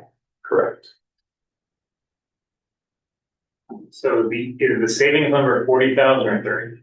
No, it's 40,000. It might be slightly above it. It just depends on when the final rate is, what family rate comes in at. But I'm conservatively saying 40. It's not going to be 30.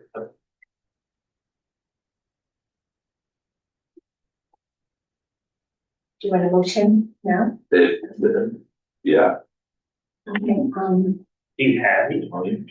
I think I sent this away. I sent it to you, right? I'm sorry. It's okay. Did I send it to you yesterday?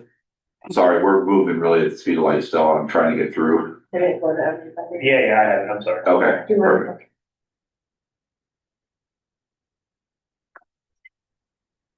No, you go ahead. Well, is there a language in there? I don't have a language that you want to use or? No, there's no language. It's just to accept the administrator's memorandum of understanding to increase the insurance waiver to $5,000 for the 26-27 school year. Okay, I move that we accept the administrator's insurance waiver for $5,000 in their contract for the 26-27 school year for family insurance. Second. Any other discussion? Yeah.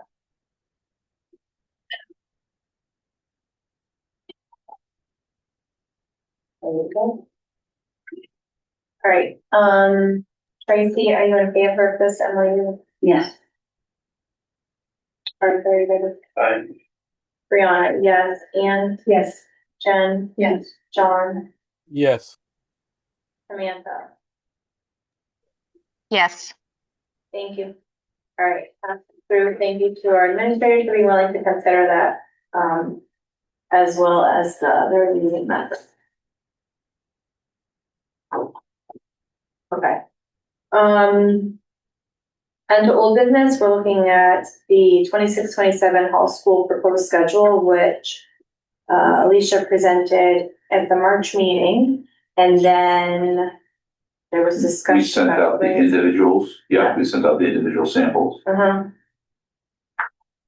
don't know. I didn't get any questions. I don't know if you have any questions. I hope I can answer them. Obviously, she's not here tonight, but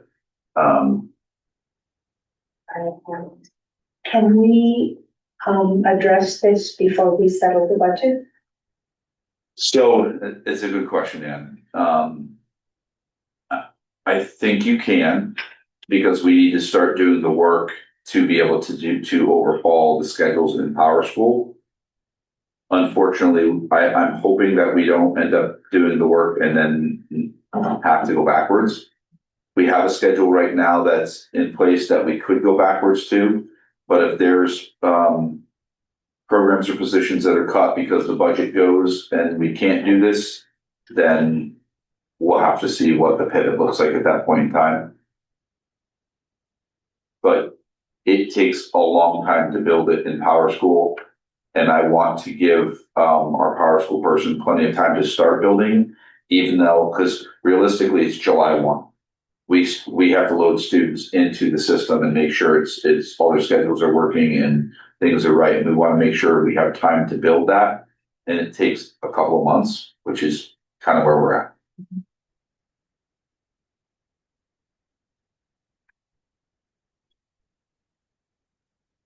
Well, we don't have to approve that, right? You do. You approve schedules. Yeah. You don't approve when there's minor changes. Yeah. But this is a significant enough change that you should approve this as it was presented.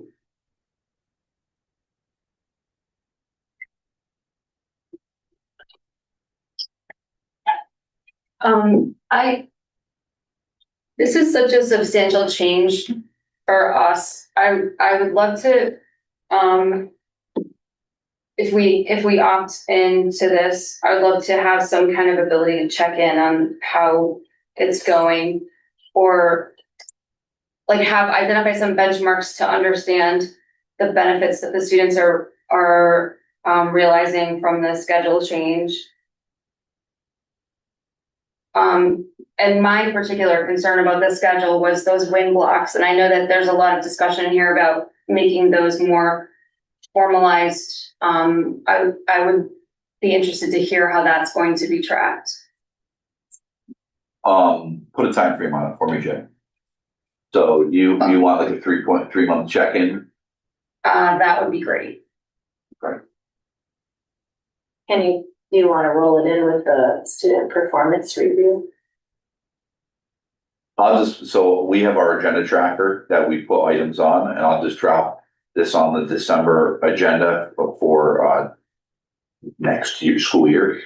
And that'll give us 3 months of data to go. How's it going? We should be able to report out how the wins are working, what's being offered. We can do all of those things. If that makes sense. It would be good. I don't have the PowerPoint in front of me, but I know that I'm sure that Alicia has identified rationales as to why this is important. It would be good to use those as benchmarks as to why it's going, why it's better.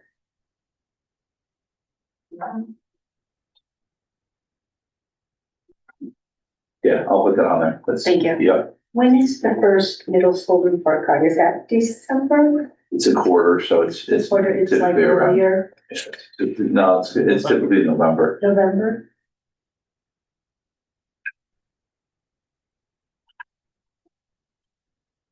I mean, don't know if it would have any honestly, if impact I on have grades. information 6 weeks in, I can share it. I want to pinpoint it on our agenda calendar because it's easier to make sure we address it. But if I have good information 6 weeks in, and we're like, this is how it's working, our kids that are in dual intervention are actually getting dual intervention very well. You know, it's. I want to hear bad stuff too. No, I agree. Well, if there's faults to it, we're gonna report that out as well. Okay.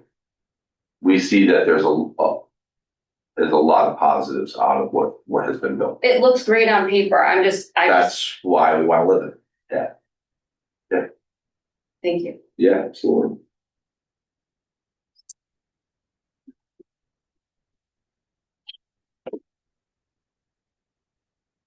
Okay, so I move that we accept and approve the fall school proposed schedule for 2026, 2027.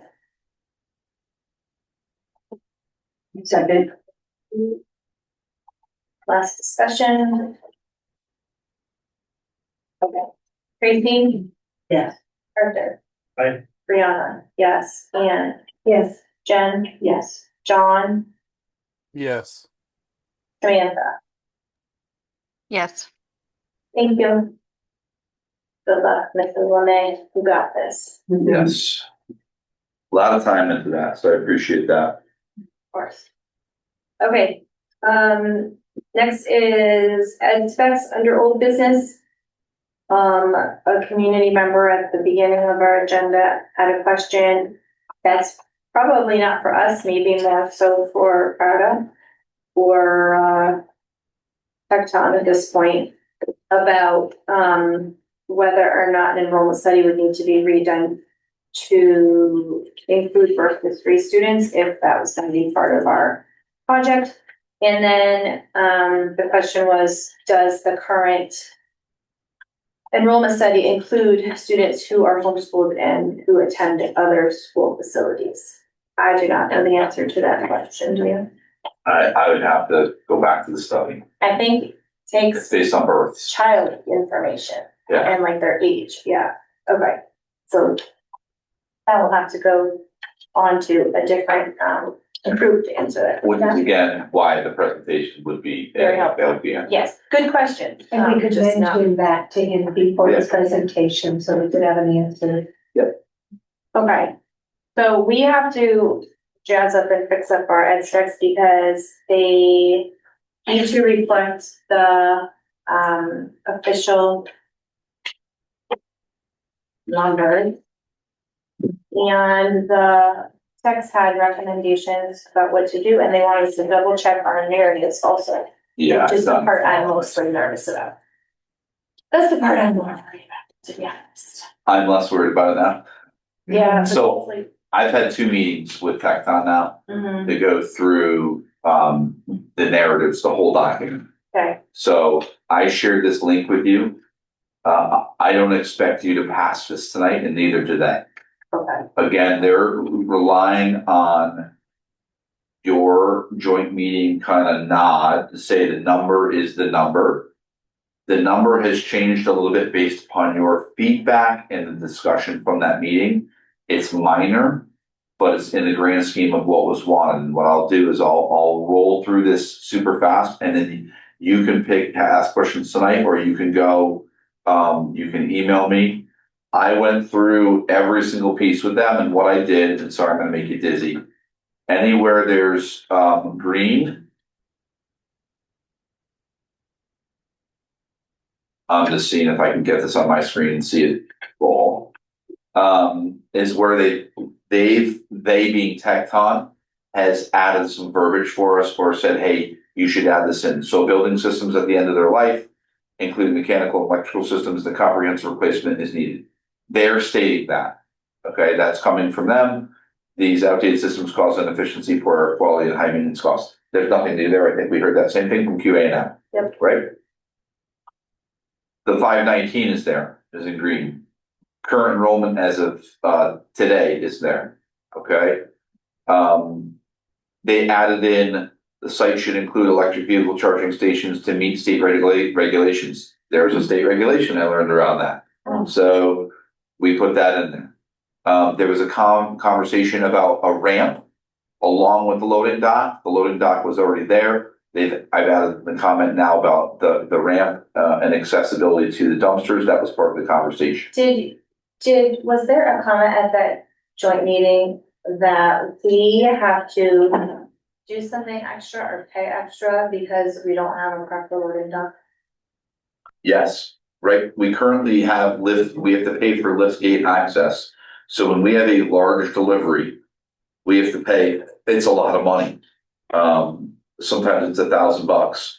So when you don't have the loading dock and they can't just roll it out, they have to have that lift gate. They back up that driveway hall, load it down, drop it down. It's the same thing in center. That, well, That everyone needs hear that? to do a That's- lot of that's that. what we're saying. Yeah, It's not, won't be identified in your operating costs, but it is definitely a cost that, since I've been here, I've had it several times where we've had to pay for a liftgate service because it's the only way. Anytime you have a fireproof safe, right, or four door file cabinets, that we didn't have any that were fireproof, now we do. They weigh 1,000 pounds. You can't carry that off of a truck. So you have to pay for liftgate service and special service to deliver those in. You don't have that. it's the same at center, Yeah. right? Same as that, there's no loading dock. And remember where the dumpsters are in these buildings. Hall School's down that driveway, Center School's in the parking lot. I think that could go into your operational savings, please, yeah, but You can't, and I'm gonna tell you why. Your operational saving, you can have an other column that is occasional. Your operational savings, I don't budget money for liftgate service and for anything. If that makes sense. Your operational savings is what you are going to actually, in your operating budget, not need anymore. So you can have an other savings like list, that would make sense to go into that list. yes, I think we should have one of those. So like, and this is the one that I'll give you an example. If we have a baseball field at the new school and we don't have, and I say new school, whatever new school is, everybody, not saying new school, new pre-K through 8th grade addition building facility, you do not have to transport kids here, baseball players here to the town office building to play baseball. That's operational savings. Because it's in your budget. It's budgeted. It will come out of the budget because we're no longer transporting things like that. Okay? But it's a lot of these others that I think are important. I think we should keep. Any of those others, send those to me if you have thoughts. I have a list already, but I'll add the liftgate thing as an other. Because it is definitely something that we have to pay for. We have something heavy.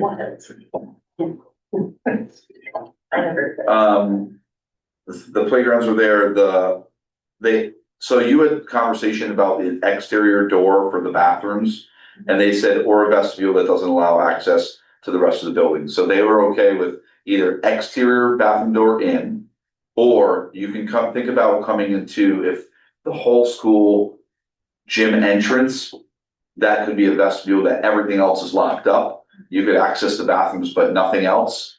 That would be an opportunity too. So they added that in. It could be sort of like hall by the gym. But correct. With other That's exactly what I'm talking that about. lock up. Yes, correct. Okay. They suggested putting lighting in on the fields, and I will tell you the new legislation for OGA covers turf fields. So think about operational savings of what you pay for. You pay for mowing, you pay for fertilizing. Right? I just paid a big bill for lime, grub control, all those things that if you did turf, you could, and you had lighting, you could also use those spaces later. All right. So someone wants to have their WAM practice, they can use that space. But they suggested adding the lighting to it, especially because of where our reimbursement could be. Doesn't mean that's what it's going to be though. Quick counterpoint to your turf rate, it's got to be replaced every 10 years. Is it 10 years or is it 20? And now if our reimbursement rate is in the 80s, I mean, I don't know what the cost is for, and Scott Coleman was just talking to me about this the other day. From what I understand, the preparation of it all, whether you go turf or you go grass, is similar. If you're going to pay for sprinklers for a grass field, if you're going to pay for what's the trade-off? If the preparation, the extra is the turf, I don't know. What'd you get? You just did EOS? How much was it? 870,000. 870. Yeah, that's a lot of money. How is it for sports to play on it? There's a lot of conflicting information about what the injuries that turf might cause versus natural grass. There's a ton of back and forth. It's one of those things where if you're in favor of one or the other, you can find plenty of things to support you or plenty of things to support you for grass or for turf. The athletic director at EO is monitoring injuries the past couple of years. And there's a slight increase in injuries this year. I attribute that to the fact that the old turf was slick. And now there's new turf in there, there's a lot more grip to it. And I think the kids who were playing for a couple of years got used to the slickness. And then when you get that grip, it's a little bit of a shock. But for the most part, it wasn't. He did a whole actually really informative presentation before we agreed to do the turf again. It was actually a really informative presentation. But it's one of those things with plays that 6 to 1, half a dozen of the other, really. There's no real strong evidence one way or the other. So. it's just, it saves you from having to keep up with grass and keep up with growth and everything. But again, you're gonna have to rip it all back up because it becomes unsafe at a point where it becomes so slick that it's gotta be pulled, and you're either gonna replace it with grass or you're gonna replace it with another set of turf. And what EO does is they put money aside every year in their budget. They do a 10-year cycle and they put aside $87,000 or whatever it is for, they go a little bit higher for turf replacement in 10 years. I think it's. It's a very smart thing to do.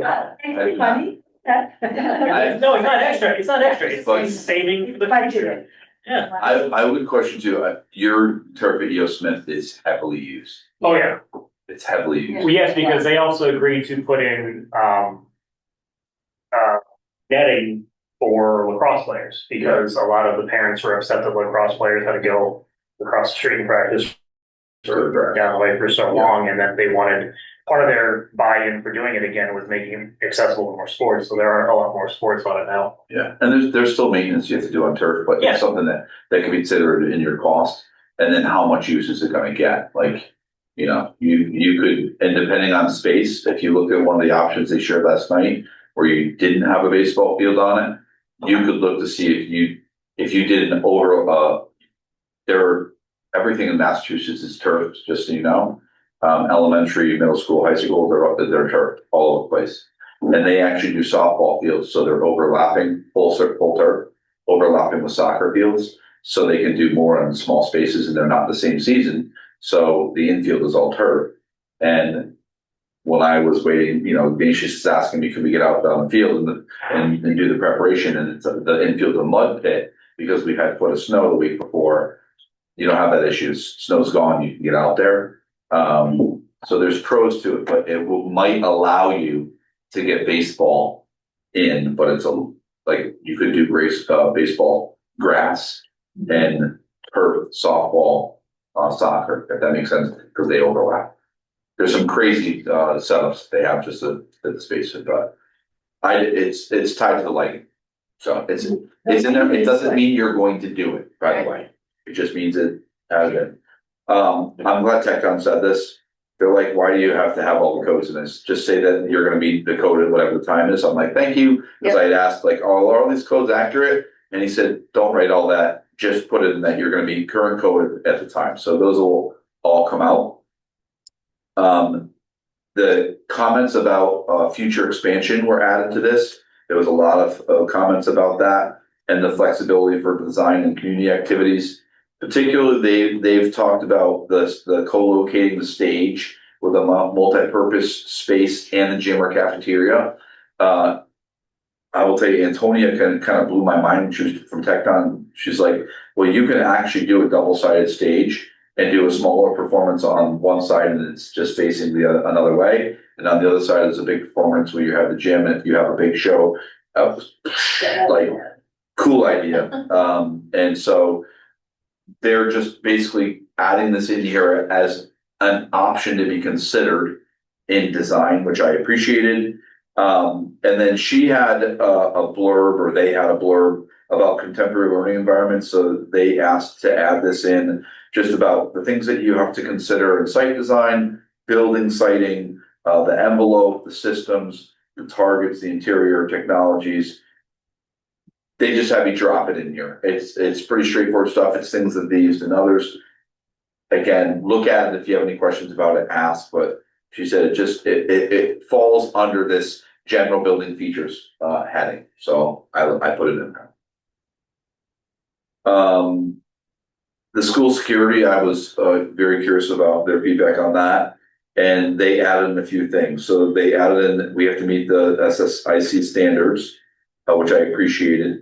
And then they basically said, just do a list of things of how it's going to be addressed. It doesn't tell you what you're specifically going to do, which you don't want to advertise. But, the things like you're creating a warm, welcome environment, but you're also doing these other things. And the way they did it is they listed from the Connecticut School Safety Infrastructure Council, their set of criteria. Those are now listed in here. These are all ways that you would address school security. And then they use the crime prevention through environmental design standards, and they put that in here as well, natural surveillance. So when you saw their design they presented last night, and you asked a question about this, they have, if you drive up to the new building, the front is the administrative section. So when I worked at Talon High School and it was a newer building, and you drove into Talon High School and you're coming in the front entrance, I can see you walking through the parking lot and coming in. That's where my VP office was. That's the intent of it. So they asked to put those things in. I think they all made sense. Things like maintenance, repair, and upkeep of space to ensure safety and elevate student behavior to meet the quality of the learning environment. There's things you can do in your building to help with sight lines, things like that. And there's sight lines within the building too. So there's that. Stop me because there's a ton in here. The addition, because you have the 2 pull-out special education classrooms, and because those would be eligible for the special education additional grant, those spaces alone, there was nothing, it's in the box with the square footage, but they wanted to pull it out and put some writing in, so I did that. So it just basically says those 2 pull-out classrooms are there to basically keep kids in district, and so they are glad that's there. Does pull-out equate to substantially separate, or? There are other pull-out spaces, but they're 350s. This is I think this is an 825. So it doesn't, those pull-out instruction spaces are tied to the full classrooms, and we can show that when I get to the numbers. I'll show you what it means. Would those be more resource rooms? No, the smaller ones are resource rooms. Oh, so this is where kids. This is to maintain to have a program for a child who's going to stay in district, and we need a very specific program where a smaller portion of their day is in the general education classroom. Right. This is that person's class. Oh, that's what I meant. Yes. Okay. That's what this is. Okay. Yeah. Gymatorium or comparable is throughout, again, connecting the different pieces. Okay, so these are the updated spaces now based upon the feedback and the square footage. There's none in green because they're all updated. Where we talked about adding the classrooms, they're there. It's really the grades 1 through 4. That's where you're going to see them. So there's 3, 3, 3, 3. Okay. Yay. And that matches the 519. They, I think they talked about all of these things that are in here, but there's not a lot of changes in here. Where they did add, sorry, Jen, I was going to tell you the special ed. So it shows the self-contained classroom with bathroom. That's what that is. Administrative services, they wrote in here now small conference room, medium conference room, just to give you a sense. So can I go back to one more thing in the specialized world language, only 1 room? Yes. Is how do you see that working schedule? It's 1 day a week, full time. So when the younger kids are going to Spanish, they would go to that room? Yes. Okay, and then would that also be where the computers are for the older kids? They would, if they have a certified person, it would be a certified person. If they were still on Rosetta Stone, they would have their Chromebooks in that. And then that room would take care of all of that. Okay, correct. Thank you.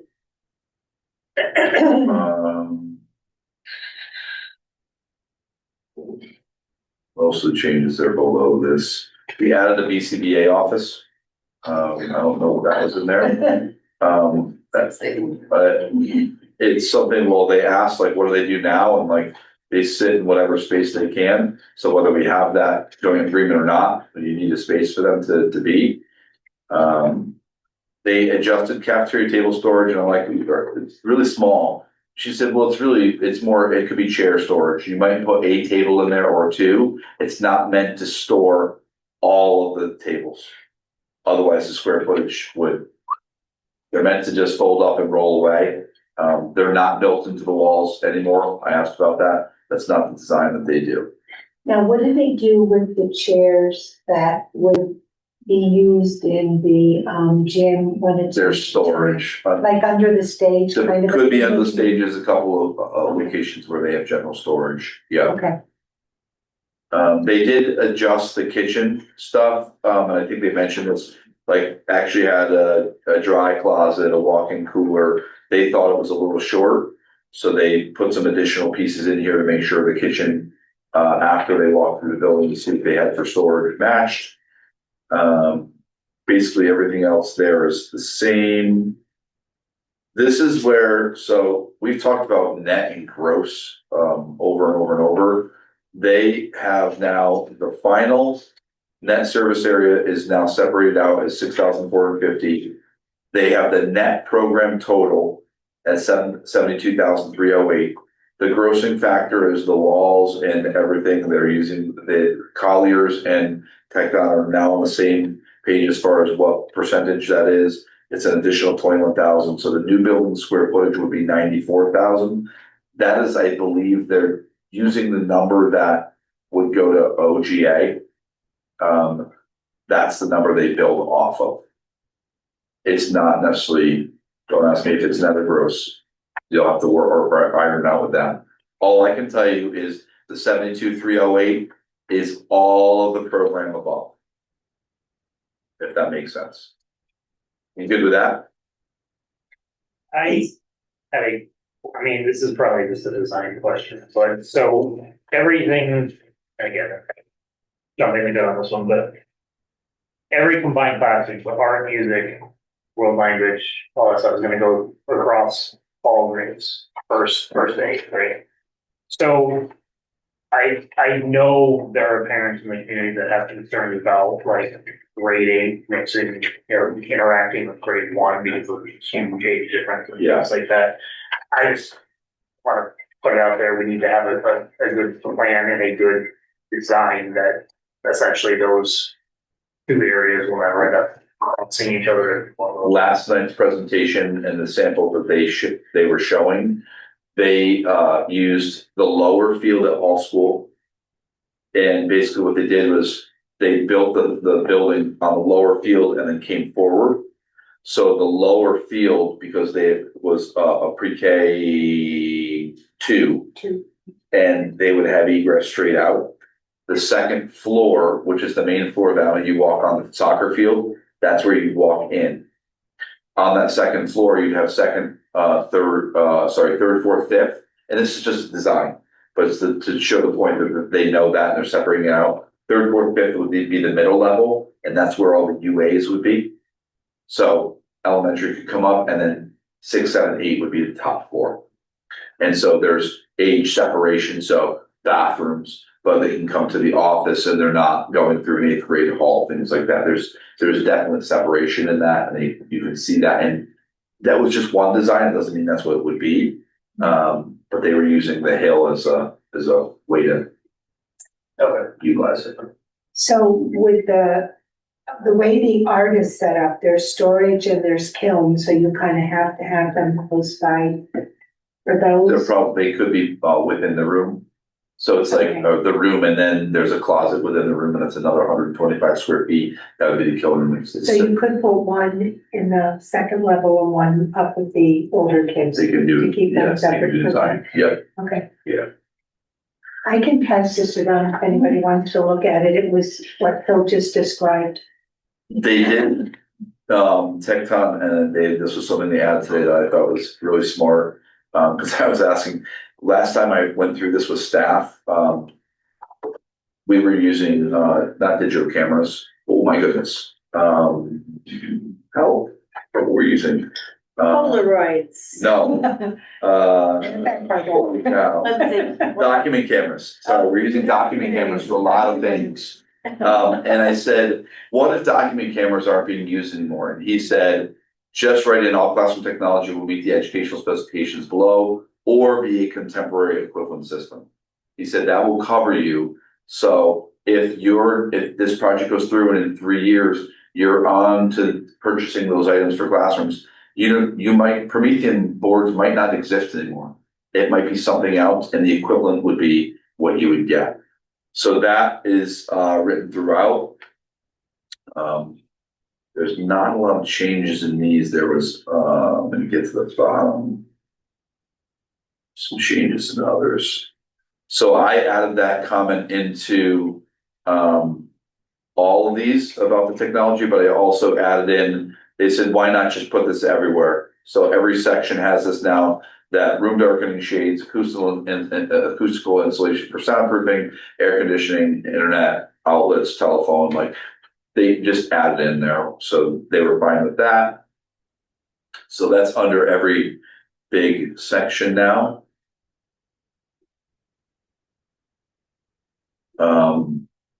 We added, what is this? Intervention.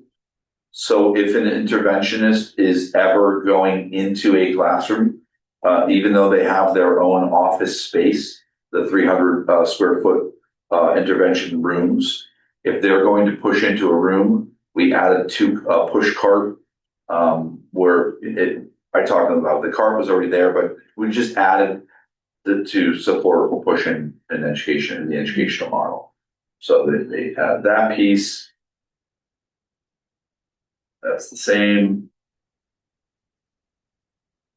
Conference room is already the number. What is this? I asked about sinks. There was no sink in the resource rooms. And sometimes in special education, just depending on needs, you may need to wash hands more often. It is part of the business. They added in and said, you don't necessarily have to, it doesn't mean it's going to happen, but the fact that you have it there allows you to process that depending on your design, if it's the appropriate thing to do. And maybe you do some, or maybe you do none. But they thought that was something important to have there. Do classrooms have sinks? Yes. Yep. No water fountains, but sinks, yes.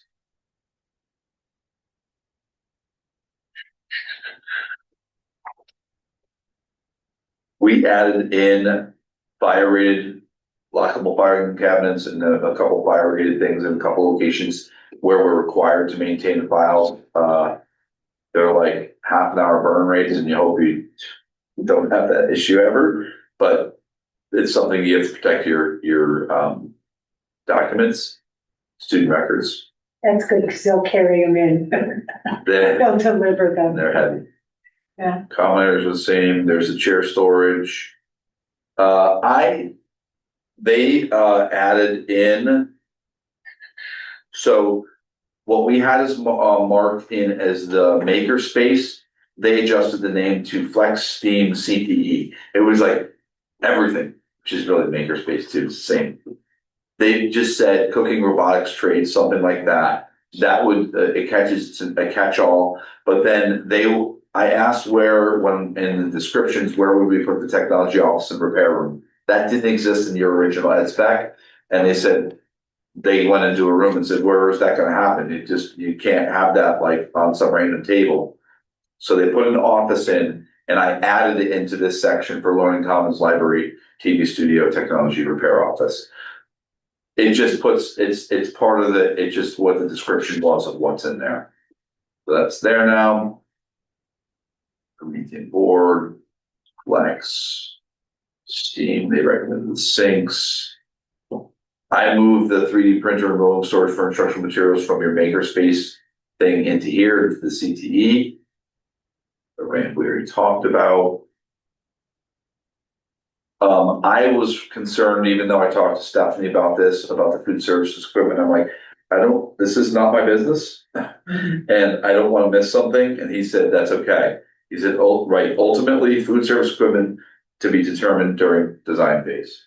So when they design it, they're going to make sure that they have everything they need for a school kitchen in that space. And they felt like that would cover what needed to be stated. Purpose room. Okay, so here you go, Anne. This is for you.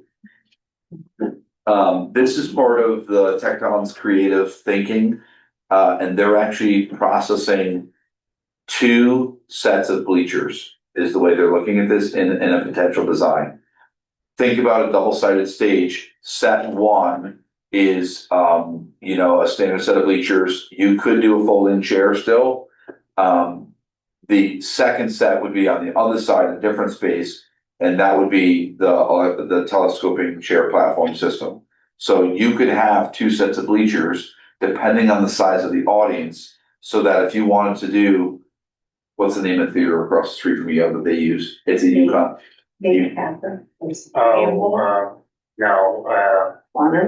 Vondermaiden, think about Vondermaiden. It's not that big, but just Vondermaiden has that smaller, the acoustics in that room for music are amazing. It's a smaller theater than you think about going to where's graduation? Jorgensen? You think about a big theater. It's that concept. And so they put that in here so that it doesn't mean it's gonna happen. It's just a consideration.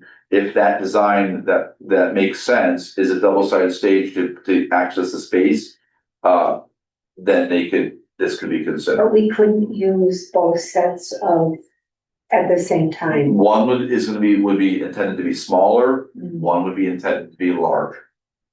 The acoustics, that the larger side has to be tighter to the gym. Yeah. Right? But it's just something it's a way not to have an auditorium with the opportunity to have a different feel. Yeah, I just think my biggest concern is creating a big enough space so when we're doing a musical, we can seat a lot of people. It's in there, yeah. Okay. Yeah. Even with the smaller one, that would still be large, the bigger one? It depends on the number of seats that they can fit in. Yeah, but the idea is that it's all can go away, so that way you're losing this much space in the room. But if you put chairs out, you can do something small. Presentations, PD, it's a lot of opportunities. Well, what's the square footage for the gym 7,000. now? No, right now it's less than that. 6,100, I think. Not finished. Well, we'll get to that. That's to be determined. They caught the bait detectors. And so they said, put in vandal resistant toilet partitions of durable high tensile material, but the anti-bullying design will be included. Fine, perfect, I'll put that in there, and then say add in the bait detectors in all school bathrooms. So that would be tied in. What is the anti-bullying design of a toilet?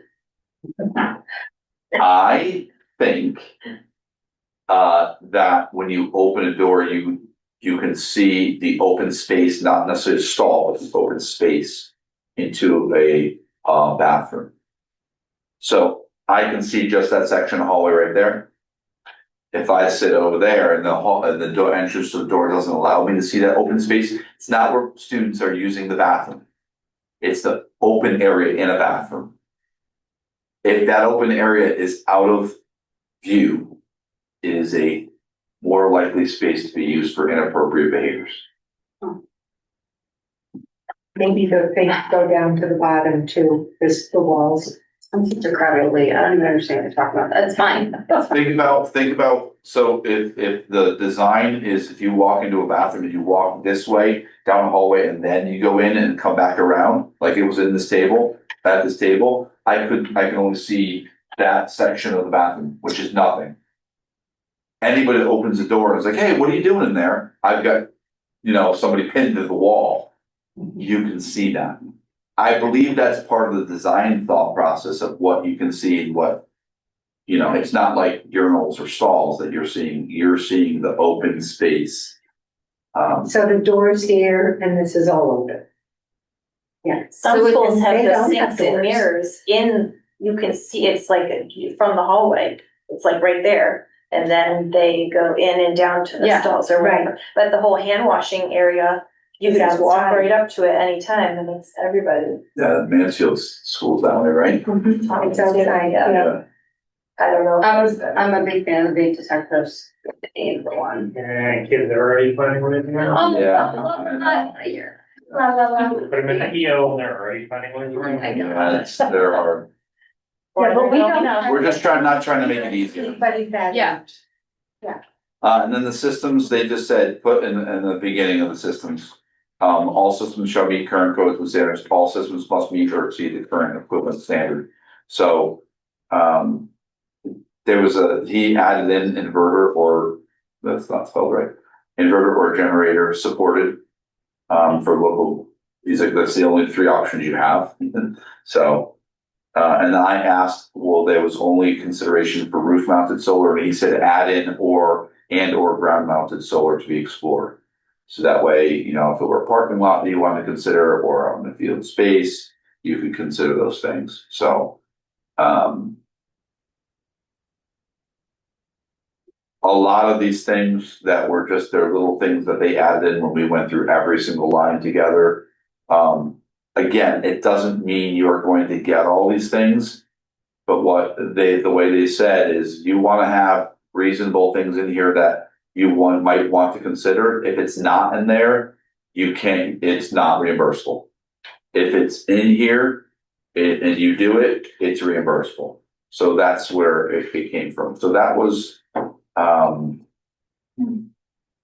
they've done a lot of work with me on this, and I appreciate that, and just giving the feedback. And you can see that document. You have the link. If you see me that and I'm working, sorry. The only thing I'm looking at doing now, that is for me the last change. I'm just a little type A around this. I don't like the way the square footage is listed underneath. I guess I can just show this because it's probably easier to do that. I'm just looking for some consistency. The way that the square footage is demonstrated right here, where it says space and number, some of them are one space it says 850 or 825 here, and then below it says 825 times 6. I'm just going to be really consistent about it so that it shows the total square footage. It's for this specific area, and then it breaks it out. One gymnasium that's 7,000 square feet, one PE office that's 750. The total is the offices and storage. I'm going to update that. It's going to match everything you have in the grids, but I'm just trying to be consistent. So if someone's looking at it, it's written the same way. A philosophy question about the EdSpecs. So they are EdSpecs in this scenario or in all scenarios. That's my question. Are created for this purpose, for a new building or a redesigned building or whatever have you. They are not the guideline that we would currently go on, correct? Because that's kind of where I'm like, if we're doing this because it's got to go to the state has to see our EdSpecs, I understand that, but then does the information within the EdSpecs then become the founding principle of the building going forward? Yes, you would do as many of those things now as you could. You wouldn't be able to do a lot of them just because of layout or the way things are set up. It allows you, though, if you're going to do a renovation to new, to try and build in as many of those things as you can. And that is, again, your point is right, is that becomes the philosophy of how we approach education is what's in your EdSpec. And you will have to make decisions as a board. And this is why it's so important for the board, is that a design will come out from TechCon, right? Or whether it's new or a reno addition, both pre-K-8 buildings, and you get them and you're like, it meets most of the EdSpec, and we're okay if we don't meet that, and that, it's okay. We'll move on with it. Or no, we disagree. This design it's something that's really important to you. It must meet this. You have the power to say that. The Board of Ed has to approve the design. Okay. So I guess then my other question, it's kind of just a point, is that there are a lot of things in that EdSpec, and we are not planning to do all of those things with this building, because there is a lot of things that would cost a significant amount more money if we did everything in that list. So I kind of want it to be a bit more clear that there are things in the list, there are things in the ed specs because they have to be there to be considered. Correct. We may not necessarily be moving forward. That's absolutely correct. Okay. I'll give you a really easy example. Geothermal was talked about I last was gonna night. ask about that. It's a really easy example. On the current site, they believe to do a new building on the HMS site, to do geothermal would be extremely challenging. They're not ruling it out. And the reason it's extremely challenging is because the number of wells that you would need, you can't do anything with the current building because it's still being used. You still need the parking lot and you still need the septic. So that the closest area you could start doing wells really is the soccer field. And that's really close to the building and would be really close to the new parking lot. So those things, it may just naturally get ruled out based upon the site. And then you have your ed spec and you're like, oh, you just can't do it. There's no way you can do it with the site. That's the end of the conversation.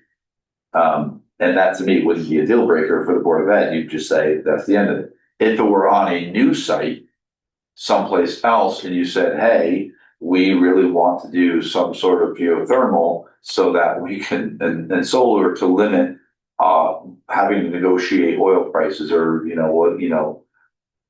could figure those electricity, you could figure those things out.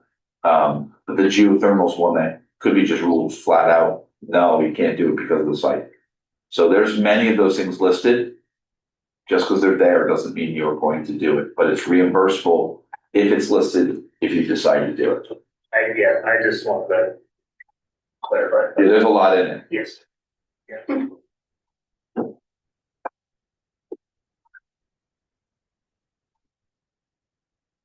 Ready to start making lists of these things that we're thinking of and that need their time.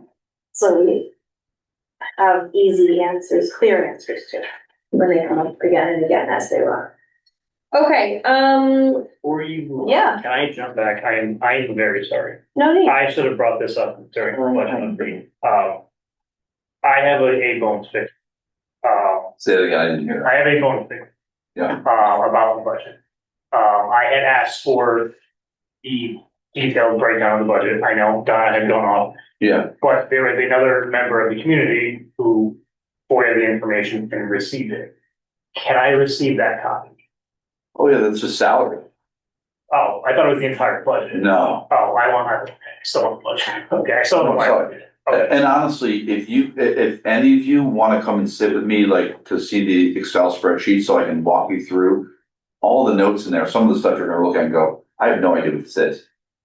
The intent of, and I wish I had something with me, I don't.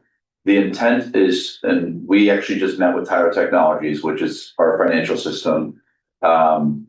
We are hoping that next year we will no longer be using Excel to build our budgets.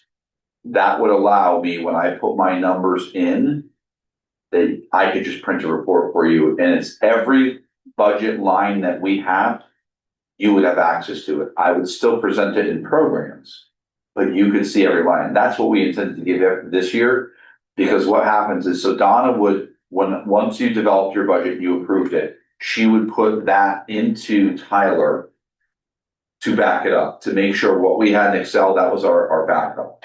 We just did our backup off of Excel this year. And she would have then been able to print that for you. The item that was FOI was just the salaries. I thought it was the budget. Okay. No, but if you want to come and sit with me and we can put it on the big screen, I'll walk through every single line that you want, every single program. Okay. Yeah, I'm glad. And I take you up. Yeah, I have no problem with that. Okay. Sorry. You're going to see a lot of consistency in what's in the document. Well, I'm sure. Versus I'm sure.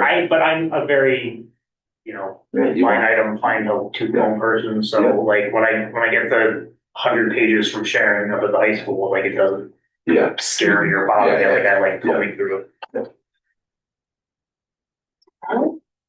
Okay, we are ready for persons to speak. You can raise your hand online or you're in person if you would like to share your comments or ask a question. We would love to hear from you. Okay, we will start with Nick. Should be able to unmute. There you go. Oh, there you go. Nick Tella, Motor Road. As far as my comments I have, it's around the enrollment study. So I understand, sorry, just get my notes here. I understand that my comments tonight may be viewed by this board as just noise. However, for the members of the public who are here and listening online eventually, it's important that there is a voice outside of a board that appears to be moving toward a new school, the board that appears to be moving towards a new school without fully questioning the data behind it. There are real concerns that the information being presented is not being challenged thoroughly enough, especially at a time when this town is already facing close to an 8% tax increase for this budget. And that does not even account for the long-term financial impact of a new school and what that could bring. When projections and cost assumptions are presented in a way that leads to only one apparent outcome, it raises serious concerns, because decisions like this should be based on clear, accurate, and fully vetted information, not conclusions that feel predetermined. I want to take a step back and look at the bigger picture, because I believe the current population enrollment discussion is raising some serious concerns, especially coming off heels of Costa and what legal situations that came with that. There are a number of red flags here that I don't think are being fully addressed. What concerns me most is the approach that this board has taken. The response seems to be, he's the expert, and that's where the discussion stops. But that's not a sufficient standard for a decision of this magnitude. We've already heard members of this board say that parts of the study didn't seem right. Yet instead of pausing and validating those concerns in previous days, obviously not tonight, the approach appears to be shrug it off and move forward. Anyways, that's not due diligence, that's a risk. This isn't an opinion, this is what the data is showing. For 3 years in a row, Connecticut has seen negative net migration, including about negative 2% last year. Over the last decade, 8 out of the 10 years have seen declining birth rates in Connecticut. Looking at education projections, the National Center for Education Statistics projects that public school enrollment will decline by 9.4% from 2022 to 2031 in Connecticut, which is also reported in CT Insider. And that's what's happening right now. As of April 2026, kindergarten enrollment is down 12% in the state to compared to 23-24, based on data from the Connecticut State Department of Education. Long-term population outlook, the Connecticut Department of Labor projects only about 1.7% total population growth from 15 to 2040. So we're essentially flat as a state. And more importantly, the University of Virginia, the Cooper Center, projects our median age to increase from 40 to 41 today to 43 to 45 over the next 20 years. That means more older residents, fewer families, school-age children. What this all means, when you put all this data together, fewer people moving into the state, fewer births, fewer kids entering school, and aging population, and projected enrollment decline. It raises a very real concern or question about whether the assumptions being in the enrollment study are accurate. Those who are pushing for a new school also have a clear incentive for higher population projections, because higher numbers justify a larger project, which we heard from Tracy. So while some may feel we're spending too much time questioning this, the reality is that we've already seen ethical concerns raised in members of this board and the SBC in the past. We've seen actions throughout the town, including materials placed directly on residents' mailboxes advocating for a new school, as well as outside attention, including investigative journalists from CT Mirror. That alone should tell us this deserves a higher level of scrutiny, not less. I'm not here to say don't invest in our or fix our schools, but pushing for a new school based on what appears to be significant inflated projections is very concerning, especially when the school board's not even questioning it. If the numbers aren't grounded in reality, then this decision we make won't be either, and that has long-term consequences for this town. Relying on a single expert without independent validation, especially when concerns have already been raised, is not a responsible approach. Before making decisions of this scale, this board should be bringing independent, credible sources to confirm whether the projects actually support this direction being considered. Hopefully, you can bring these concerns also to the state so you can reduce your liability off of these inflated numbers. Thank you. Yeah. I'm gonna touch base with Lucy, proud of doing it. Okay, Peter, hello? Did you forget? I don't want to. Oh, for you. No, I'll do it. Yeah. Jill. There you go. Oh, thank you so much, Rihanna. Peter Latinchich, 97 Trask Road. I too want to share concerns as well.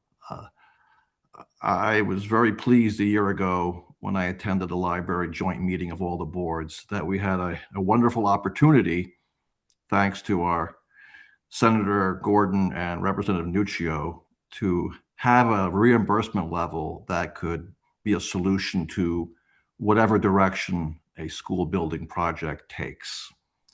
And it's concerning when already the Board of Education and the SBC, and unfortunately, that committee is dominated by town officials, school administrators, and Board of Ed members.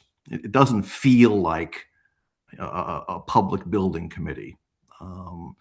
So kind of what we're hearing tonight, that we have to abide by this mandate, we have to meet this requirement, that only experts at the state level can tell us what we should do, is disappointing.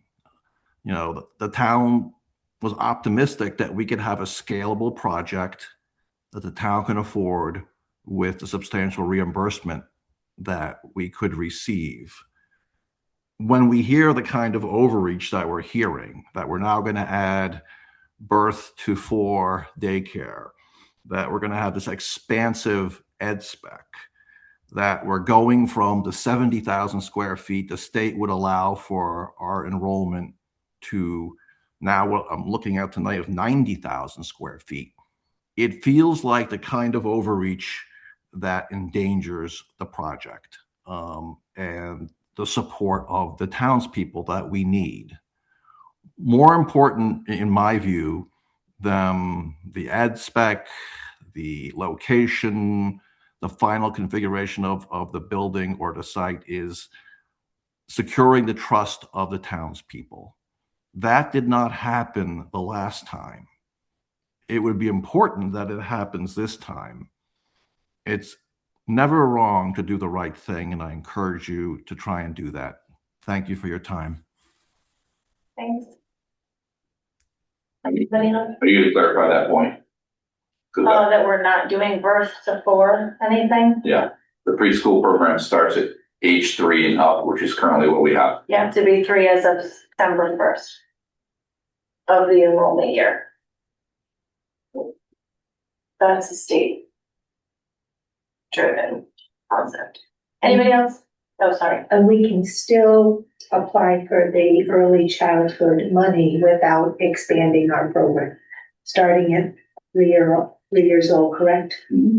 Okay. All right, let's go to the room. Hi, go ahead. Hi, Rachel Cook, 77 Down Road. I just wanted to briefly touch, if you guys did go with turf, I did many things at Edo Smith with the turf, and it is definitely a lot more durable and it's a lot more cost effective because you don't have to water it or mulch it or do all this other stuff. And it does, if you get good quality turf, it does sustain. So you can have go-karts on it, you can do whatever you want, you can have fairs on it, and it will build up. So if you want to host like community events at a school or at the schools as they sit now, with the turf, you could do that and it wouldn't necessarily put as much wear and tear on it. So it's something to consider. If that's something you guys would want to do. Yeah, we did have a discussion about that. Thanks for your input. I think some of the finite things like that, for us, we're gonna really rely on a public opinion. So when we get down to those like really specific design aspects, I hope that we'll have a lot more participation to help us make decisions about those kinds of things, because we could probably debate pros and cons of all sorts of things for a long period of time, but ultimately, it's a larger group of people who have a say in that decision. So hopefully lots of people will listen in and keep track of their comments and thoughts about it to share with us so we can make the best decision for everybody. Okay, I see Mr. Toulis has joined us. Let's see. Can you let me around? It was for me. Can I for 10 seconds? Can we hear Mr. Toulis first? Yes, absolutely. Absolutely. There we go. Now I can unmute. Sorry. Okay, a couple of simple things. I think that Mr. Stevens is correct. We should have Dr. Prouda explain how he derived these numbers. I think it would be very helpful for the public to understand. I've been trying to wrap my head around it, and I am kind of a numbers guy, so I enjoy the challenge of either trying to correlate or dispute. And I don't have a conclusion at this point. As far as the grade span of this school, I would like to be perfectly clear, and I think the public needs to be perfectly clear, what ages he based his enrollment study on and what ages you all think you're going to get for school. I think that's a very important aspect, because if your ed spec does not correlate with the enrollment study, then I think you're going to have a problem. Just some concern. And Art, you're absolutely correct when you talk about 5 extra classrooms, not a significant piece of the whole puzzle. I would agree with that. It's simpler rooms, simpler spaces, so the cost impact of that is not necessarily a problem. However, it does increase the size of the building, which does influence maintenance demands. So something to keep in mind. And I'll just stop at that point. Thank you. Where is the Prouda report available? Is it from the school's website? Can people access it? Yeah. So there's an introduction, if I remember correctly, at the beginning of it that probably will answer some of those questions. Due to the fact that we are only discussing a pre-K through 8 consolidated school, I would assume that it's considering ages 3 through 14 are generally the ages. I mean, of course, sometimes you might have an older student in the 8th grade program. So I don't know how that's accounted for, if there's grade repeat or what have you, but I bet there's an introduction at the beginning of that document that might be able to answer some of those questions. And again, we're going to refer over to the SBC and encourage them to have Dr. Prouda come in and talk to everybody. I think that would be helpful. Okay.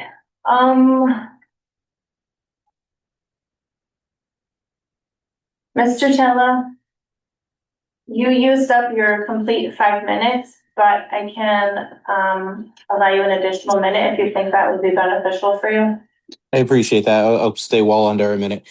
Just from state statute 10 TAC, was it 282, I believe, it was new changes that it's birth to 5. Currently we are 3 to 5, but under the new statute, it is birth to 5. So concerned about it expanding.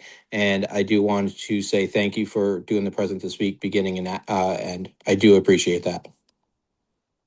Thank you. Nick, can you tell me that again? I want to look at that.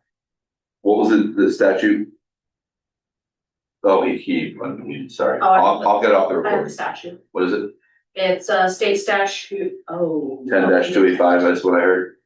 Yes. I'll get it off the recording. Okay. Oh, Ralph, are you back or something else?